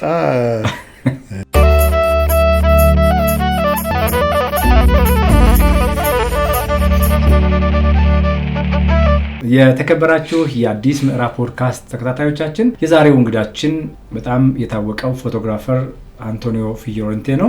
ከሱ ጋር ስለ ሙያ እናወጋለን። ስለ ሙያ ውጣ ውረዱ እናወጋለን። በርካታ የህይወት ልምዶች አሉት። በኢትዮጵያም በጣሊያን ሀገርም የነበረውን የህይወት ቆይታ ያወራናል። ከኛ ጋር ቆዩ። ላይክ፣ ሰብስክራይብ እና ሼር አድርጉን። ቤተሰብ ሆናችሁ ለብዙ ሰው እንዲደርስ አድርጉልን። ቶኒ ቤት ስንጫወት በጣም በርካታ ታላላቅ ሰዎችን ፎቶግራፍ እንዳነሳ ነግረኛል። የኢትዮጵያው ባለሀብት ሼክ አላሙዲ ጋር እሳቸው ያሉበት ቦታ ላይ ተገኝታ ፎቶ እንዳነሳቸው ነግረኛል። ምን አይነት ሰው ናቸው እንደው ስታያቸው? አንድ ትልቅ ባለሀብት ናቸው። ብዙ ሰው ሊያገኛቸው ይፈልጋል። በኢትዮጵያም ደግሞ የሚታይ ትልልቅ ለውጥ ያመጡ ናቸው። በርካታ ኢትዮጵያኖችን ቀጥረው የሚያሰሩ በጣም ትልቅ እና ምልክት የሆኑ ባለሀብት ናቸው ሼክ አላሙዲ እንደምታውቀው። እሳቸውን ብዙ ሰው ማግኘት ይፈልጋል። አንተ ደግሞ ሙያ ሰተት ብሎ አስገብቷልና ይሄ ለሙያችን የምንሰጠው ክብር ነው። በነገራችን የትኛውም ዓለም ላይ ሙያችን ያስገባናል። አንተ ደግሞ እሳቸው ጋር ስትገኝ ምንድን ነው የተሰማህ? መጀመሪያ የሆነ ዝግጅት ላይ ነው ያስተዋወቁኝ። ከእሳቸው ጋር የነበረ ሰው እሱን መጥራት ከተቻለ አቶ አብነት ናቸው እና ሰው ላስተዋውቅህ ብለው እና እሳቸው ጋር ወስደውኝ ተዋወቅን። ተወሰነ አወራን ምናምን እና ድንገት ያው እኔ ዳንስ ወዳለሁኝ። ተው እባክህ ዛሬ ፖድካስታችን አይፈቅድም እንጂ ዳንስን ማየት ድሮ ነበር። እና ልክ እሳቸው ጋር እንደዚህ 5 ደቂቃ ከተጫወተን በኋላ ምናምን የሆነ ኩል ኤንድ ዘ ጋንግ ይመስለኛል ሙዚቃ ሲመጣ ይቅርታ ብያቸው ሁለቱንም ከዛ ተዋወቅን ምናምን እንዴ ከሌኮ ናቸው ምናምን እሳቸው ናቸው እንዴ ምናምን። በዛ ውጪ ግን በዛች ባጭር ጊዜ ውስጥ እና ሌላም ጊዜ እንደዚህ ሳያቸው ጨዋታቸውን ስሰማ ምናምን ያው እንደኔው ዲያስፖራ ናቸው እሳቸውም የሀገር ፍቅር አላቸው የኔ ብጤ ናቸው እና በጣም ስማርት ናቸው። ያንን ነው የተገነዘብኩት። ያኔ እንደመጣው አካባቢም ስለሆነ ገባህ ብዙ ሰው እየተዋወቅኩኝ ስለነበር አንዱ እሳቸው ናቸውና በኋላ ነው እሳቸው እኮ እንዲህ ናቸው ኦ ናይስ ጉድ ፎር ዘ ካንትሪ እና ለብዙ ሰው ህይወት ለውጠዋል። ለብዙ ለሀገሪቷ ደግሞ በጣም ትልቅ አስተዋጽኦ ያደረጉ ናቸው። አዎ ብዙ ሂሮ አላት፣ ብዙ ጀግና አላት ኢትዮጵያ። አንዱ እሳቸው ናቸው ብዬ አስባለሁ። መልካም። እንደው ብዙ ጊዜ የተለመደ ነው እሳቸው ጋር በስራ ማጋጣሚ ሰው ሲሄድ ትንሽ ሸጎጥ የማድረግ የማበረታታት ልምድ አላቸው ይባላል እና በቼክ ወይ በጥሬ አልደረሰም? ምን ገንዘብ አልደረሰም? ምክንያቱም ስራ ከሰራ ብዙ ጊዜ አለፍ አድርገው ሸጎጥ ያደርጋሉ ይባላል እና እሱ ድረስ አልደረሰም። እኔ በሙያዬ የምኖር ሰው ነኝ። አጋጣሚ በስጦታ መልክ ነው ብዙ ጊዜ የሚያደርጉት እሳቸውም እና ከወደዱ የትኛውም ካፌ ገብተው ደስ ካላቸው ቼክ በጥሶ ይሄዳሉ ይባላል እና ይሄ አንደኛው በጎነት ነው። በነገራችን በጎ ልብ ከሌላ አትሰጥም አይደለ? ከሱ አንፃር ማለት ነው እንጂ አልደረሰም። መልካም። እንደው በዚህ አጋጣሚ ከታዋቂ ሰዎች ሌሎችስ ባለሀብት ሊሆን ይችላል፣ አርቲስቶች አልበማቸውን ፎቶ ያነሳህላቸው ሰዎች ሊኖሩ ይችላሉና እስቲ እነማን ትጠቅስልኛለህና እንደው የተሰማህን ስሜት ስታገኛቸውም ጭምር? ያለ ነገር ሆኜ የሚገርምህ ነገር ምኞቴ እነዚህ ሰዎች ባገኛቸው ደስ ይለኛል። ማከብራቸው መወዳቸው እና በቃ አላለ በጣም ትልቅ ቦታ የምትሰጣቸው ሰዎች አሉ። አንዱ ፕሬዝዳንት ግርማ ወልደ ጊዮርጊስ ነበሩ። በኋላ ቻቺ ታደሰ፣ አቶ መለስ ዜናዊ፣ የቀድሞ ጠቅላይ ሚኒስትር አቶ መለስ ዜናዊ እና ኃይሌ ገብረስላሴ ጀግናችን የኢትዮጵያ አትሌት ጀግናው። ምክንያቱም እዛ ማገኘው ነበር እኔ ጣሊያን እሱ ሲሮጥ በቃ ተወኝ አልኩ እንዴት እንደምንሆን እና ሲያሸንፍ ምናምን ሲያለቅስ አብረን እናለቅሳለን። በቃ ጩኸታችን ተወው አልኩ እና እዚህ በግላጭ አገኘሁት። በጣም ደስ አለኝ። ኃይሌ ገብረስላሴን አገኘው? ፎቶ አነሳ? እስቲ ንገረኝ እንደው ምን አይነት ሰው ነው? በጣም ሳቅ ይወዳል፣ ጨዋታ ይወዳል ኃይሌ? በጣም እኔ ደግሞ አሁን ነው የተውኩት እንጂ በፊት ብድግ አደረገው ነበር በፍቅር በቃ በጣም ደስ ስለሚለኝ በቃ ተው አቅፍ አድርጌ አነሳዋለሁ እና ኧረ ተው አንቶኒ ተው ይለኛል። እኔ ምን ላድርግ ታዲያ ካለኝ ፍቅር ነው ሪስፔክት በቃ እንዴት ላድርግህ ብድግ አድርገው አነሳው ነበር እና እሱ አለ። በኋላ ሌሎችም ያው በስራ ዙሪያ ደግሞ ኃይሌን ስታገኘው ፎቶ ስታነሳው እንደው ጨዋታው አይጠገብም። እኔ 1-2-3 ጊዜ በአካል ቤቱም የመሄድ አጋጣሚዎች ተፈጥረውልኝ በሰላም አጋጣሚ አግኝቼው አውቃለሁ እና በጣም ይጫወታል። ብዙ ሰው ኃይሌን የማያውቀው በጣም ቀልደኛ ነው። ይቀልዳል፣ ይጫወታል። ስራው ላይ ስራ ሰው ነው። የሆነች ሞመንት ሲያገኝ ደግሞ ይጫወታል።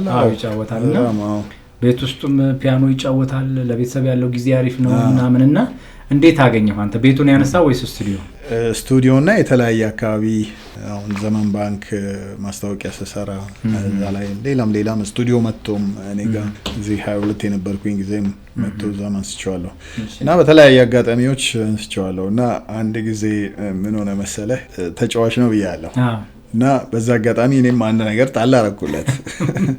ሻይልሽ አልኩት እንደው ብር ሲቸግርህ እንዴ ምንድን ነው የምትለው? ቆይ እንዴ ሮጥ ብዬ ላምጣ ነው የምትለው አልኩት። አቶኒ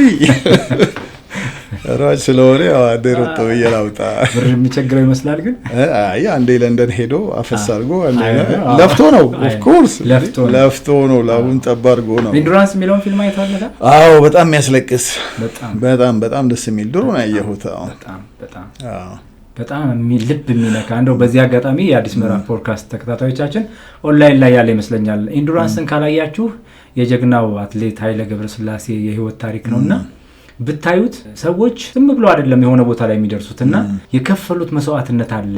የሆነ ትላንትናቸው ላይ ዋጋ ከፍለው ነው ዛሬ አንቱ የሚባሉትና ኢንዱራንስን እንድታዩት ጋብዛችኋለሁ። የጀግናው አትሌታችን የኃይሌ ገብረስላሴ የህይወት ታሪክ የሚተርክ እዩት ማለት ነው። ያንተ ግብዣም ይሆንልኝ። ሌላው እንደው ከኃይሌ የምትነግረኝ ነገር የተለየ ባህሪ ካለው ንገረኝና ሌሎች ደግሞ ባገኛቸው ብለህ ካሰብካቸው አርቲስቶች ፎቶ ያነሳቸው ካሉ አልበማቸውን የሰራላቸው ካሉ ትነግረኛለህ። ያው እንዳልኩ የቻቺ ነጻነት መለሰ። ቻቺን በምን አይነት አጋጣሚ የትኛውን አልበሟ ላይ ይሰራል? ቻቺ 2 አልበም ሰርቼላታለሁ። መቼም አራሸጋ ሰው ማን ነው የሚለውን አይደለም የድሮዎች ናቸው ነው እንዴ? እድሜ 16 17 ዓመት አካባቢ ነው። እድሜ እንለካካልልህ ነበረ። ከማን ጋር? ከአንተ ጋር። እንዴት ተብሎ? ያው ታላቂ እንደሆንክ ይታወቃል። አገቡልኝ። ጥሩ ይዞታ ነው ያለው እንጂ ፍሪጅ ውስጥ ነው የምትኖረው መሰለኝ። እና ቻቺ ታደሰ 2 አልበም ሰርታለች። ሁለቱም ያንተ እጅ አለበት። ሁለቱም እንዴት ነበረች ቻቺ ታደሰ? ምን አይነት ሰው ነች? እንደው አንዳንድ ጊዜ በሙዚቃ ነው እና የምናውቃት፣ ግን ደግሞ በፎቶ ፍሬንድሊ፣ በጣም ፍሬንድሊ፣ በጣም ጎበዝ፣ ፎከስድ፣ ሻርፕ፣ የምትፈልገውን የምታውቅ፣ የምታደርገውን የምታውቅ፣ የምትለውን የምታውቅ በጣም ጎበዝ ነች። አሁን ቅርብ ጊዜ ራሱ አይቻት ሺ ስቲል ስትሮንግ ይሄ ስፖርቷን ዳይቷን ምናምን በቃ ምሳሌ የምትሆን ሴት ነች። ለበርካታ በጣም እንስት ድምፃኖች በጣም ትልቅ ምሳሌ የምትሆን በተለይ ደግሞ የህፃናቶችን የጎዳና ልጆችን በመርዳት ምሳሌ የምትሆን መዝሙር አውጥታ ሁሉ ልጆቹን በጣም ከሙያዋ አለፍ ብላ ትልቅ አበርክቶ ያበረከተች ትልቅ ድምፃዊት፣ ትልቅ ኢትዮጵያዊት ነች። እውነት ነው። ድምፃ ሽቅርቅሯ አመለሸጋዋ ነጻነት መለሰ ጋር ስትገናኙ እስቲ የትኛው አልበሟ ላይ ፎቶ አነሳሃት? እዚሁ ስቱዲዮ 22 የነበረኝ ስቱዲዮ መጣ ነው። እሷ ከድሮ ድምጿን አውቀዋለሁኝ እና በጣም ደስ ይለኛል የሙዚቃው ታይፕ ሜሎዲዎቹ ሚለው ነው መቼም። ቸኮላታ እና በጣም አይ ዶንት ኖ እዛም ሆኜ የድሮዎች ሙዚቃ ነው የምሰማው። ያኖረኝ የኢትዮጵያ ሙዚቃዎቹ አንዱ የእሷ ነው። የነጻነት በጣም ደስ ይላል። የእንትና የኩኩ ሰብስበው ዩኒክ ቮይስ ነው ያላቸው ዛሬም ድረስ የሚገርም። ሌላ ደግሞ በዛ ወርቅ ዋው ቴንክ ዩ በዛ ወርቅ አስፋው ነው። እኔ በዛ ወርቅ ነው የማውቀው። በቃ እሷ በቃ የእነሱ ድምፅ ሁሉ ሙዚቃቸው በቃ ልብ ውስጥ የሚገባ ነው። በዛ ወርቅ አሁን ዘማሪ ሆናለች። መንፈሳዊ ህይወት መታለች። ዋው የእሷን አልበም ሰርተሃል? ፎቶ እሷ በአካልም አግኝቻት አላውቅም። ባገኛት ባያት ደስ ይለኝ ነበር፣ ባነሳት ደስ ይለኝ ነበር። እውነት አድናቆት የተነሳ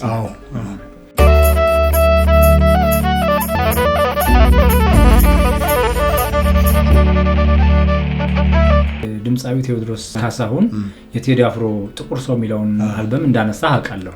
እንዴት ነበረ ቴዲስ? ለፎቶ የሚመች ነው? እስቲ ባህሪው፣ ንግግሮቹ አብረህ በነበርከው ሰዓት ላይ እስቲ ስለሱ ንገረኝ። አንዳንድ ጊዜ ከድምጻቸው ባሻገር በርካታ ህዝብ የሚደርሰው ድምጹ ነው።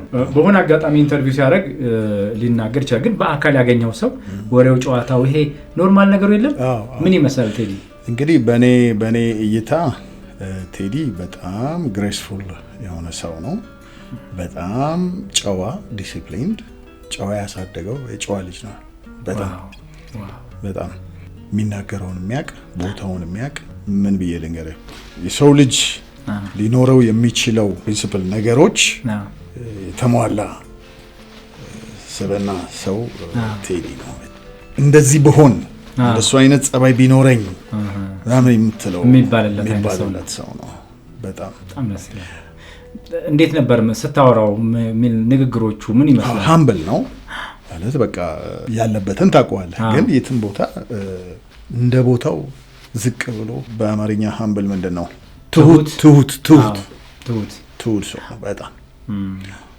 እሱን ኤኒ ታይም ስታገኘው ያው ነው፣ ተመሳሳይ። በዚህ አጋጣሚ ባለቤቱንም ሞዴል በነበረች ሰዓት አምለሰት ሙጬን ፎቶ አንስታታል። እንዴት ነበረ ያ ዘመን? ምን ይመስላል? ማለት ትልልቅ ሞዴሎችን ነው ፎቶ የምታነሳው እና ደግሞ ፎቶ ስታነሳ በጣም ተጠንቅቀህ ነው፣ ጊዜ ወስደህ ነው የምታነሳው። ሴታፕ በጣም ነው የሚያስቀናኝ። እንደ ባለሙያ እኔ ራሴ ሳይህ ሴታፕ ሁሉ ነገርህ በጣም ይገርመኛል እና ተጠንቅቀህ ነው የምታነሳው። እነሱን ስታነሳ እንዴት ነበር የነበረው? ያው ለኮሜርሻል ከሆነ ለማስታወቂያ ከሆነ ኦፍኮርስ ክሬት ማድረግ አለብህ። ኮንሰፕት ስኬች ታደርጋለህ፣ ማስታወሻ ስቶሪ ቦርድ ነገር ትሰራለህ። እንደዚህ ቢሆን ለህ አልባሳቶቻቸውን ለሚፈልገው ፐርፐዝ እሱን ትንሽ ታስባለህ። በኋላ ምን አይነት ላይቲንግ ልጠቀም፣ ናቹራል ላይት ልጠቀም ከሞዲፋየር ጋር ኦር ደግሞ ስቱዲዮ ውስጥ በአርቲፊሻል ላይት ልጠቀም የሚለውን ሁሉ አውጥቼ ወርጄ ከዛ አንዱ ላይ ማምንበት ላይ ጊዜ ወስጄ እሰራለሁኝ። እናም ያው ከሜካፕ ጀምሮ ሄር ስታይል፣ አለባበስ ምናምን ሁሉን ነገር እከታተላለሁኝ እና ብዙ ጊዜ ሰጥተህ ዴቮትድ ሆነህ የምትሰራው ስራ ምንጊዜም ስታየው ትናንት ወይ ቅድም የተሰራ አይነት ነው የሚመስለው እና ልብ ማስደንገጥ አለበት። ዋው የሚያስብል ነገር መሆን አለበት ሁሌ። ገንዘብ ለምናምን ሳይሆን በቃ ለራስ ሳቲስፋክሽን እና ሰው ሁልጊዜ በቃ የሆነ ሰዓት ላይ እንደውም አንዳንድ ሰዎች ሳገኝ የኔን ስራ ያውቁታል፣ በቃ ታችን ያውቁታል። አዎ የሚገርም ነው። ምንም እኮ ፎቶግራፈሮች አይደሉም፣ ኖርማል ኮመን ሰዎች ናቸው። ግን ይሄ አንተ ስራ ነው፣ ይሄ አንተ ስራ ነው፣ በቃ እንደዚህ እንደ እና ዩሲ በዛ በስራዬ በኩል እኔ ለካ ከህዝቡ ጋርም እየተገናኘው ነበር፣ ህዝቡም ከኔ ጋር እየተገናኘ ነበር። በነገራችን ላይ ፎቶግራፊ ወይ ፎቶ ኮኔክተር ነው የምለው፣ ማለት የሚያገናኝ ነው ከሰዎች ጋር ከህብረተሰብ ጋር ከተለያዩ ባህሎች ጋር ምናምን የሚያገናኝ ነው እና ይሄ ፎቶግራፈር ላይፍ ደግሞ ያው እንደጀመርኩት አይነት ነው ስሜቱ። ምኑ ሙያህ ነገር ላይ በደንብ ነው መጣልህ፣ በደንብ ምክንያቱም ጥንቃቄህን አውቃለሁ፣ አብሬህም ሰርቻለሁ። ለስራው ያለህን በቃ መስዋዕትነት፣ የምትከፍለውን፣ የምትወድቀውን፣ የምትነሳውን ነገር፣ በደረት የምትሳበውን ነገር አይቻለሁ። እሱ ላይ በደንብ ነው የምናወራው። ቴዲ አፍሮን እንግዲህ ሳያገባ በፊት መሰለኝ ያገኘኸው፣ ኤሚንም ሳታገባ ነው ያገኘሃት። ሁለቱ አንድ ላይ ሆነው ስታገኛቸው ሁለቱን እንደው እስቲ አነጻጽርልኝ እስቲ። ኤሚንም ፎቶ ስላነሳት ማለት ነው። እንደው በዚህ አጋጣሚ ሁለቱ ጥንዶች የሚደነቁ የሚወደዱ፣ ሁለቱም ደግሞ ቁም ነገረኛ የራሳቸውን መስመር ይዘው እየተጓዙ ያሉ ናቸው እንደ ባለሙያም። እስቲ ስለነሱ ንገረኝ። በኔ እይታ አንዱ ለአንዱ የተፈጠሩ ነው የሚመስለው። ከምር በጣም እሷ አስተዋይ፣ ረጋ ያለች በቃ ለእንደሱ አይነት ሰው እሱም ለሷ የሚሆን በቃ አንዱ ለአንዱ እንደተፈጠሩ ያስታውቃል። በጣም ከግራ አጥንቱ እንደወጣች አይነት ነው። በቃ ኮኔክሽኑን ታይዋለህ አይናቸው ላይ። በጣም የተለየ ነው። ሰርጋቸውንም ያነሳሁት እኔ ነኝ በአጋጣሚ። ኦፊሻል ፎቶግራፈር እኔ ነኝ። በጣም ምን ይመስል ነበር የቴዲ ሰርግ? በዚህ አጋጣሚ ሰርግም ስታነሳ መርጠህ ነው የምታነሳው። መርጠህ ሲባል በዋጋ መስማማቱ የመጀመሪያው እንዳለ ሆኖ በዋጋ መስማማቱ እንዳለ ሆኖ ግን ክራይቴሪያዎች አሉ። እስቲ የቴዲንም ጨምሮ ንገረኝ እስቲ ምን አይነት ክራይቴሪያዎች ናቸው? ምንድነው መሰለህ ሰርግ እንደ ዶክመንተሪ ነው፣ ሞመንትን ነው ካፕቸር መደረግ ያለበት። በጣም ይሄ ትዕዛዝ የበዛበት ሲሆን እንደዚህ ሁኑ በዚህ ግቡ በዚህ ግቡ በቃ ተንበርከኩ ተነሱ ምናምን መሆን የለበትም። አርቲፊሻል ይሆናል። አሁን አሉ ክላሲክ የሆኑ ግዴታ ተሰብስበው ግሩፕ አለ አይደል ከምታነሳው አንድ 10% ማክሲመም ግዴታ የምታዛቸው ሁኔታ አለ። ከዛ ውጪ ግን እኔ ደስ የሚለኝ ሳያውቁ አጠገባቸው ሳልደርስ ራቅ ብዬ ሞመንቶችን ሲጎራረሱም ሊሆን ይችላል ፋን አሁን እዛ አጠገብ ከሆንክ ቴንሽን ይሆናሉ፣ አርቲፊሻል ይሆናል ናቹራል ነገሩ። ግን ራቅ ብለህ ከሆነ አንዳንዴ እኮ እንደዚህ ዞር ብለውም ያያሉ ማንም ከሌለ ምናምን በቃ ዘና ይላሉ። እና ያንን ሞመንት ደግሞ እኔ ሩቅ ሆኜ ነው ማነሳው። አንድ ጊዜ ምን ተፈጠረ መሰለ ጊዮን ነበረን ድሮ ያው ትልቁ ፓርክ አሪፉ ፓርክ ጊዮን ነበረ። እዛ እያነሳን ረዳቶቼ ሚዜ ያነሳሉ፣ እኔ እና ከሌላ ረዳቴ ጋር ደግሞ ሙሽሮች እናነሳለን ማለት እና አንድ 10 ደቂቃ ብሬክ ብለን ታውቋቸው እና በአጋጣሚ ክረምት መጨረሻ አካባቢ ነው ይሄ ታይም ነው መሰለ የሆነች ቆመችበት ቦታ መዝለል ጀመረች። እንደ ፌንጣ መዝለል ጀመረች ሙሽራዋ። ያልኩኝ ነው እኔ ሞመንት አይደለም ፈልገው ታታ በቃ በተለያየ አንግል ተንበርክኬ ምናምን ያነሳሁኝ ጉንዳን ነው ለካ የምትላት በኋላ ነው የገባው። ሩቅ እኮ ናቸው። ሚዜዋ ቬሎ ውስጥ ገብታ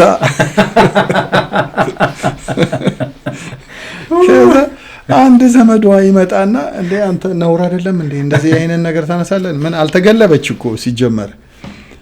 ግን አንድ ናቸው ሁለት ሚዜዎች ገብተው ያነሱላት ነበር። ግን ያ ሁኔታ የምትወራጨው ምናምን ጋሼ ተወኝ እባክህ፣ ያኔ ደግሞ አማርኛ እንደዚህ ቀልጠፍ አላለም ነበር። ጋሼ ተወኝ እባክህ እስራበት ብዬ እና ሊተወኝ ነው ማጥፋት አለብህ ይሄንን ምናምን እንዴ እኔ እኮ የቀልድህን መስሎኛል። ቆይ ፎቶግራፊ ይኸውልህ ታሪክ ማለት ይሄ ነው። ይሄ አንተም አንድ ቀን ቤታቸው ስትሄድ ስለዚህ ሁኔታ እያወራችሁ መሳቃችሁ አይቀርም። እነዚህ ናቸው ሞመንቶች። ይሄንን ሁኔታ ካፕቸር ማድረግ ነው የኔ ስራ። ምንም የተፈጠረ ነገር የለም። ጉንዳን ሲበላት ነው ስትወራጭ ነው። ሚዜ ገብቶ የሚዜዎቹ እግር እኮ ይታያል ከቬሎ ውጪ እና ቦፍ ብሎ ክዳን ነው የመሰለው። በቃ እሷ ደግሞ የክዳን መያዣ አይደለ እንደዛ ነው የምትመስለው። እና በኋላ አሳትሜ ሲኩዌንሱን አሳትሜ ለብቻው አንድ ፔጅ ሰጠኋቸው። ደውለው ነው ያመሰገኑት። እነዚህን ነበር የምንፈልገው፣ አንተንም የፈለግነህ ለዚህ ነው። ምንድነው የኔ መጀመሪያ ፕሪንሲፕል ከክላይንት ጋር ለመግባባት እኔ እንደዚህ ነው የምወደው፣ እንዲህ ነው ማነሳው፣ ብዙ ትዕዛዝ አላበዛም፣ ከፈለጋችሁ ይሄ ነው። በኋላ ገባህ እና እናንተ ደግሞ የምትፈልጉት አይነት ካለ ችግር የለም ንገሩኝ፣ ባላንስ አደርጋለሁ። ኖ እኛ ይሄንን ብለን ነው የመጣ ነው አንተ ጋር ምናምን ይሉኛል። እና ምን ትዝ አለኝ ደግሞ በዚህ አጋጣሚ እንደመጣው አካባቢ ነው የመጀመሪያዎቹ ሰርግ ለካኛ ጋር። አሁን ጣሊያን ሀገር አልፎ አልፎ ሰራ ነበረ፣ ግን የሆነ 2 ሰዓት 3 ሰዓት ነው የሚቆየው ሰርጉ። መዘጋጃ ቤት ነው ወይ ቸርች ነው። ከዛ በቃ ትበታተናለህ። ከዛ እራት ላይ የተወሰነ ታነሳለህ ማለት። እኛ ሀገር ግን ከጧት ጀምሮ እስከ ምሽቱ 6 7 8 ሰዓት ድረስ ይቆያል። እንዴ በዛ ላይ ደግሞ ለአንድ ሰርግ ድሮ የከተማው ፎቶግራፈር ይጠራል፣ የከተማው ቪዲዮግራፈር ይጠራል። ኬብል ሚዝ አለ፣ ላይት ሚዝ አለ፣ አሲስታንቶች አሉ። ከአንድ ካምፓኒ እኮ ነው ማለት 10 12 ሰው ሊሆን ይችላል። ከዛም ካምፓኒ እንደዚሁ ወደ 20 ምናምን ሰው ለአንድ ሰርግ። እና የሆነ ጊዜ ትዝ ይለኛል እንደዚህ ሲገቡ ከለሉኝ። እንዴት ላንሳ በቃ አልኩ። በትራይፖድ አድርጌ ወደ ላይ ሰቀየው በሪሞት እንደዛ አድርጌ ያነሳውበት ጊዜ አለ እና የሆነ ሰዓት ደግሞ ጊዮን ሆነን እንደዚሁ ማአት ነበሩ። እንዴት ቤት በኩል ላንሳቸው በቃ ሹልክልክ እያልኩኝ እኔ አልጋፋም አልወድም። ቀዳዳ እንደዚህ ብሎ ሲያነሳ በዚህ ውስጥ አነሳዋለሁ። ያ ደግሞ ምን ይሰራልኛል? ኢፌክት ይሰራልኛል። በቃ እንደምንም በዚህ በዛ ያ ብለር የሚያደርገው ምን በቅጠል መሃል በጫካ መሃል እሱ እንደዛ እና ምን አሉኝ፣ እቺ ደግሞ ማነች እንደዚህ ሹልክልክ እያለች ሰው ማታስቸግር ከየት ነው የመጣችው ነበር አላኮ። እነዛ ሰዎች በጣም ወዳጆቼ ሆነው እንደዚህ እኮ እንልህ ነበረ ምናምን ብለው ከረፈደ ከብዙ ዓመታት በኋላ ሲያጫውቱኝ ትዝ ይለኛል። እና ምንድነው እያንዳንዱ ነገር ኦፍ ኮርስ የራሱ ዲሲፕሊን የራሱ ሂደት ምናምን ይኖረዋል።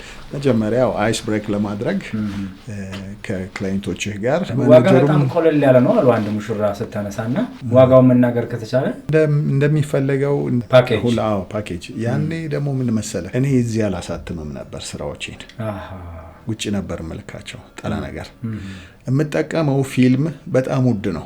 በፊልም ጊዜ ነው የጀመርኩት። ያኔ በቃ ሰው ውድ ነው ማለት ጀመረ።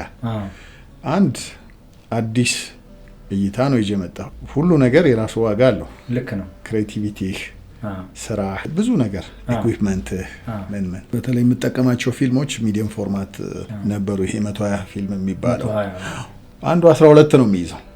12 ፎቶ ነው የምታነሳበት። በዛ ነው እንግዲህ ማባከን አይቻልም። በዲኤችኤል ልኬ ጠላ ነገር ነው ማሳተመው ማጠቁሮ ምናምን ያ ሁላ ኮስት አለው። ቢግ ሳይዝ ፕሪንት አልበም ደግሞ ሃንድ ሜድ አልበም ነበር የምጠቀመው ከዛው ሀገር። የዌዲንግ አልበሞች አሉ እነሱ ውድ ናቸው። እዚህ ጋር ለፍተህ የምትሰራውን ስራ ጥሩ ቦታ ላይ ደግሞ ጥሩ አልበም ላይ መቀመጥ አለበት። ካልሆነ እጅ ሰባሪ ያደርጋል። እንደዛ ለፍተህ ያን ሁላ ወጪ አውጥተህ ዝም ብለህ ትምትም አድርገህ ወይ በማይረባ ሳይዝ ራሱ አይሆንም። ከመጀመሪያ እስከ መጨረሻ ኦፍ ኮርስ ኤክስፔንስ አለው። እዚህ ስለማይሰራ ነበር እዛ የምመልከው። ማቀው ላብ አለ ፎቶ ላብ እኔን ስራ ያውቁታል። ልቅም አድርገው ቆንጆ አድርገው እና ደግሞ ማአት አልሰጥም እኔ ብዙም አላነሳም። ሲጀመር ፎከስ አድርጌ ነው። ያው ፊልም 36 10 ካነሳው 360 ይሆናል። በቃ 360 ፎቶ ማክሲመም 400 ፎቶ ኦኬ ናቸው። ከዛ እነሱ ያው 10 በ15 ይታተሙና ቼክ ታረጋለህ።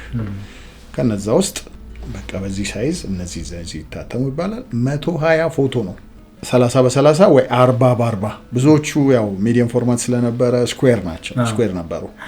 ያ ስቶሪውን የሚናገር ደጋግመህ ማትጠግበው ስታየው ማትጠግበው ስራ መሆን አለበት። ልክ ነው። እንደዛ ነው።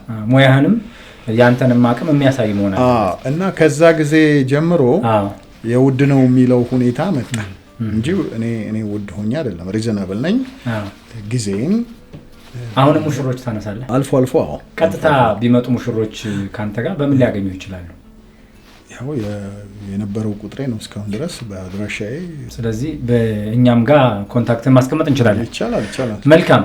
እስቲ አንቶኒዮ ከዚህኛው ሀሳብ እንውጣና በታሪክ አጋጣሚ አባይን ወንዝ ተከትለህ ግብጽ የገባህበት አጋጣሚ ነበር እና ጎርፍ እንዳልወሰደህ አውቃለሁ። ባለሙያ ነህ። በሙያ ታሪክ ለመስራት ይመስለኛል፣ የዶክመንተሪ ፎቶ ለማንሳት ይመስለኛል፣ ታሪክ ለማስቀመጥ የሄድክበት ርቀት አለና የሚገርም አይነት ነገር ነበርና እስቲ ውጣ ውረዱ ንገረኝ። እንዴት ተነሳ? መጀመሪያ እንዴት አሰብከው? ከዛ እንዴት ተነሳ? ምንም ገዳይ ምን ሊያጋጥም ይችላል፣ ዘራፊ ሊያጋጥም ይችላልና እስቲ ንገረኝ፣ እንዴት አሰብከው? ከመመኛቸው ጉዞዎች አንዱ ነው። ከሞላ ጎደል ሁሉንም ልጥራለህና ከጣሊያን ሀገር ትራንስ ሳይቤሪያ የሚባል የባቡር ጉዞ አለ። እሺ። ከአውሮፓ ተነስተህ ራሻ ጥግ ድረስ የምትሄድበት የባቡር ጉዞ ነው። የባቡር ጉዞ ወደ 20,000 ኪሎ ሜትር አካባቢ የምትሄድበት አለ። ከአዲስ አበባ ግብጽ ጣሊያን ሀገር ለመግባትም ወይ አውሮፓ ለመድረስ አለ። ከአዲስ አበባ ሳውዝ አፍሪካ ፕላን የተደረገ አለ። ቢቻል ደግሞ ዞሮ ኮንቲኔንቱን እንዳለ አውጎሩን መዞር ነው። ሌላ ደግሞ ሚድል ኢስት ላይ እንደዚሁ መዞርበት አለ። ሲጀመር ተፈጥሮዬ ውስጤ ተጓዥ ነው። ጉዞ ወዳለው ጉዞ ወዳለው ፋይናሊ ማከናወን አለብኝ ይሄንን አድቬንቸር ብዬ በቃ ተነሳው። በእርግጥ አንድ ምክንያት ነበረ። ምንድነው ምክንያት? እንግዲህ ላንተ ላውራህ። ለማንም አውርተው አታውቅም? አዎ እንደዚህ ፖድካስት ላይ ተወርቶ አይታወቅም። ግን አዲስ ቢሮዬ ውስጥ እንዳለ ሙሉ ዕቃ የተዘረፈ ያ አሁን እኔ ለበጎ ነው ያልኩት። ምክንያቱም በአማርኛ ደግሞ ጦሴን የሚባል ነገር አለ። አንተ ብትኖር በሰዓቱ ምናልባት ግብ ይፈጠር ነው ሆነ። ወዲያው ምንድነው ያደረኩት? በቃ ይሄ ፕላኔ ውስጥ የነበረ ጉዞ ስለነበረ እዚህ ከሆንኩኝ እሱም ብቻ ነው የማስበው። እና ዋይ ለምን እንደ ብዙ ሰው ይታመማል እንደዚህ ተፈጥሮበት እኮ ማቃቸው ሰዎች። ከዛ ወዲያው ነው ሱዳን ኤምባሲ፣ ግብጽ ኤምባሲ ቪዛ ወሰድኩኝ። በሳምንት አልሞላም ነው ወጣው። የመጀመሪያው ይሄ ተከስቶ በቃ በባስ ሄድኩኝ፣ ጎንደር ሄድኩኝ። ጎንደር አደርኩ 1-2 ቀን። ከዛ ወደ መተማ። ካሜራ ይዛል? አዎ አንድ አነስተኛ ባግ ያችን መታከል ካሜራ ያለበት ሎድ ላለማብዛት አንድ ካሜራ፣ 2 ሌንስ፣ አንድ ትራይፖድ ምናምን አድርጌ ባካፕ ፎቶችን ባካፕ ማድረግበት ነሰሰሪውን ቻያስኩኝ። ከኋላ ደግሞ የልብስ ባግ ሁለት ይሄ ማሪን የአሜሪካ ወታደሮች ምናምን በቃ እሱን ነበር። አለባበሴም እንደዛው ነው። ካኪ ኪሶች አሉት ምናምን። አንድ ኪስ ውስጥ ለምሳሌ ጥርስ ብሩሽ፣ ሳሙና፣ ሁሉ ነገር እያንዳንዱ ኪስ እቃ ይዟል። አዎ ባዶ ነው አይደለም፣ ያለ ምክንያትም ተጠቅሜዋል። 2 ጫማ፣ 2 ሱሪ፣ 3 ፓንት፣ 3 ካኒቴራ ምናምን። ማታ ያው ሆቴል ይታጠባል ወይ ወንዝ ዳር ይታጠባል ምናምን። ከዛ መተማ ደረስኩ። መተማ እንደዚሁ 1-2 ቀን አደርኩኝ። ከዛ ተሻገርኩ የነሱን ባሲያስ። አሁን ቀስ እያልኩኝ ገባህ። አካባቢውን እየቃኘው እያነሳው ከሰዎቹ ጋር ወዲያው ደግሞ የተወሰነ ቋንቋ እንዲያስተምሩኝ እንደምን አደርክ እንደምን ዋልክ ምናምን። ችግር የለም ስንት ነው ቁጥር እስከ 10። ወደ እነሱ ሲሄድ አረብኛው ያስፈልገኛል። ልክ ነው። እንግሊዘኛው እንዳለ ነው፣ ጣሊያንኛውም እንዳለ ነው። ከጎንደር ወጥተህ ወደ መተማ አሁን ድንበር ተሻገርኩኝ። የነሱ ጋር እንግሊዘኛና አረብኛ ነው። እዛ ያሉ ሰዎችን እስቲ ከ1 እስከ 10 አስተማሩኝ። በቃ ያችን ዋሃድ 2 3 40 ምናምን እያልኩኝ ስደጋግመው ቻልኩት። ችግር የለም ማናንተ ሰላም ምን ያው አሰላሙ አለይኩም ሱስም በደንብ በላሁት። ከዛ በቃ ከነሱ ጋር የዋልኩኝ አንዳንድ ቃላቶች መጨመር ጀመር። ብቻ እንዲህ እያልኩኝ መተማ የነሱ ገለባት ነው። ከዛ እስከ ካርቱም ድረስ መደሌን ምናምን የሚባሉ አገሮች አሉ። ጠይቃለሁኝ ባስ ላይ እንዴት ነው የትኛው ነው አሪፍ ቦታ የሚታይ ነገር ካለ? አይ ወደዛ ነው እንጂ ወደዚህ የለም ብዙ። ግን እቺ ተለቅ ያለች ከተማ ነች። እዛ 1-2 ቀን ማየት ትችላለህ፣ ዞር ማለት ትችላለህ። በቃ እንደዚህ ያደረኩኝ።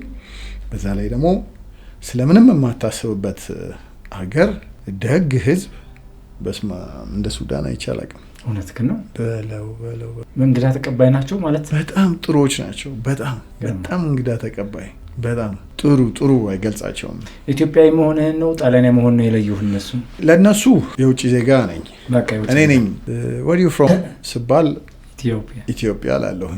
ኢትዮጵያ ነው የሚሉት። ኢትዮጵያ okay your brother yes of course። ከዛ እንዲህ እያልኩ ያው ካርቱም ደረስኩ። ካርቱም ነው አንድ ሳምንት 10 ቀን አካባቢ የቆየሁት። ምክንያቱም ካርቱም ላይ ወንዙ አባይና ነጭ አባይና ጥቁር አባይ የሚገናኙበት ነው። ከዩጋንዳ የሚመጣውና ከኢትዮጵያ የሚመጣው እና እዛ እሱን ለማንሳት እነሱን ብቻ ለማነሳሳት የተለያዩ የድሮ ሰፈሮች ብቻ እዛ አካባቢ አባይን በደንብ አነሳሳሁ። ከተወሰነ 10 ቀን በኋላ እንደገና ባስ ይዤ ወደ ተራራማ ቦታ አገኘህ? አባይን ስታነሳ ብዙ ተራራ የለም እዛ አካባቢ፣ ሜዳ ነው እንዳለ።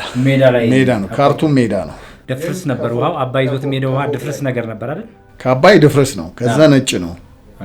ከዛ ነጣ ይላል። ከዚህ ግን ቀይ ነው እንዳለ ቀይ አፈር ነው አይዞም እና ከፎቅ ላይ ምናምን አነሳሳሁት። በጣም ደስ የሚል ብቻ ፉሌን እየበላው ፈላፍል እየበላው ምናምን እነሱ ኮሚኒቲ ጋር እየሄድኩኝ የሚገርም ነው። ምን የመሰለ ቪኤት ይዞ ትንሽዬ ሻይ ቡና የምታፈላ ካለ ቆም ይልና በጣም እኮ ሀብታም ነው ከላይ የሚባል ሀብታም ነው። እነሱ ጋር ደስ የሚለው ነገር ይሄ ነው። በቃ ይቆማል እዛች ጋር ቁጭ ብሎ ሻዩን ጠጥቶ የለውዝ ሻይ ወይ ምናምን ጠጥቶ ብሩን ከፍሎ እዛ ቤት ውስጥ ገብቶ ይሄዳል። ሀብታም መሆኑ ነፃነቱን አንድ ጊዜ እንደዚህ ነው እንዲያልኩኝ ያደረገው ሰዓት $100 ምናምን ሺህ ሁብሎ የሚባል ሰዓት ነው። ዳይመንድ አለው ምናምን እና አስብ እንግዲህ የያዘው ሌክሰስ መኪና እንደዚህ ናቸው። በጣም የሚገርሙ ሀብታም መሆናቸው ነፃነታቸውን አይገፋቸው። ወርደው ነው ማህበረሰቡ ጋር በጣም ይረዳዳሉ። ግን እርስ በራሳቸው አንድ የህይወት ነገር ምንድን ነው እዛ አሁን ጃንጥላ ይዘህ ከሄድክ ይናገረዋል። ለምን ይሄ አላህ የሰጠ ለምንድን ነው የምትጋርደው? ለምን ዋይ እንደዛ አይነት ሁኔታ አለ ማለት ይሄ እኮ መመርመር ያለበት ነገር። ሌላ ኖቲስ ያደረኩት በጣም የሚገርም ነገር እንትን አሁን እንደዚህ ሃይላንድ ውሃ ምናምን አለዛ ግን አያመጡልህም ወይ ደግሞ ሃይላንድ ብቻ ነው ብለው በግዴታ እንድትገዛ አያደርጉህም። ምርጫ ይሰጣል። ይሄው የፈጣሪ ውሃ አለ ምርጫ ይሰጡ እሱን ነው የሚያመጡልህ አንተ ከፈለክ ነው እንጂ ሌላ በየቤቱ በራፍ እንስራ አለ ጥላ ያለበት እንስራ ከጭልፋ ጋር ተጓዥ የጠማው ማንም አንስቶ መጠጣት አለበት። ዋው በጣም ነው የሚገርመው። በጣም እንዲህ አይነት ሁኔታዎች አሉ። ትራቭል ስታረግ የሚገጥም ተጓዥ አይታወቅም፣ መንገደኛ አይታወቅም፣ ይጠማዋል። ለምን አንኳኩቶ ይጠይቃል። በየቀኑ እንስራ ቀዝቀዝ ያለ ይቀመጣል። የትም ቦታ የትም ቦታ አንተ ያንን ትጠጣለህ። እኔ ካርቱም ደርሼ ከዛ አዲስ አበባ እንደሄድኩኝ ለሆነ ቀን ለበነጋታው ነው እንጂ ግብጽ እና ሱዳን ቦርደር ለመሄድ ባስ ስቴሽኑ እንግዲህ ከተማው የትና የት ነው እሱን አቋርጠህ ነው የምትሄደው። ባስ ውስጥ ሆኜ የሆነ ሳምሶናይት ነገር ይዟል ምናምን አለባበሱም ሞደርን ነው እንግሊዘኛም ይችላል። እንደዚህ ፈልጌ ነበር እባክህን እኔ ተጓዥ ነኝ ከየት ነው የመጣው አለኝ። እንደዚህ ከኢትዮጵያ ኦኬ በቃ አንድ ይጠብቀኛለኝና ስልኩን አውጥቶ ደወለ ሚስቱ ጋር ይኸውልሽ አንድ እንግዳ አለ ከኢትዮጵያ መጣ አሁን ባስ ውስጥ ነው ያገኘሁት እሱን ባስ ስቴሽኑን አሳይቼው ትኬት አስቆርጬው ሆቴል እዛው አስይዤው እመጣለሁ እና አረፍዳለሁ ብሏት የራሱን ጉዳይ ትቶ እኔን እዛ ድረስ ሸኝቶ ትኬት ቆርጠን እዛችሁ ጋር ዎኪንግ ዲስታንስ ሆቴል አስይዞኝ ነግሯቸው ጠዋት ቀስቅሱት በዚህ ሰዓት ብሎ ወዲ አልፋ ሄጅ ነው ማን ብሎ ችግር ካለ ደውልልኝ በዚህ ብሎ እና እንደዚህ ናቸው። ዋው በጣም የሚገርም በጣም very nice people። አንዳንድ ጊዜ ስለ አንድ ሀገር ህዝብ ስለ እንግዳ አቀባበላቸው ስለ ኑሯቸው ስለ አመጋገባቸው ስለ ባህላቸው ካልተነገረ በስተቀር በተለይ ኖሮ ያጣጣመው ሰው ካልነገረ አታውቀውም። ለሱዳን የነበረኝ አመለካከት ሙዚቃቸውን ከመስማት ውጪ የተለየ ነገር አልነበረኝም። ግን በተለየ አንግል ነው የነገርከኝና ይገርማል። በጣም so kind በጣም ይገርማል።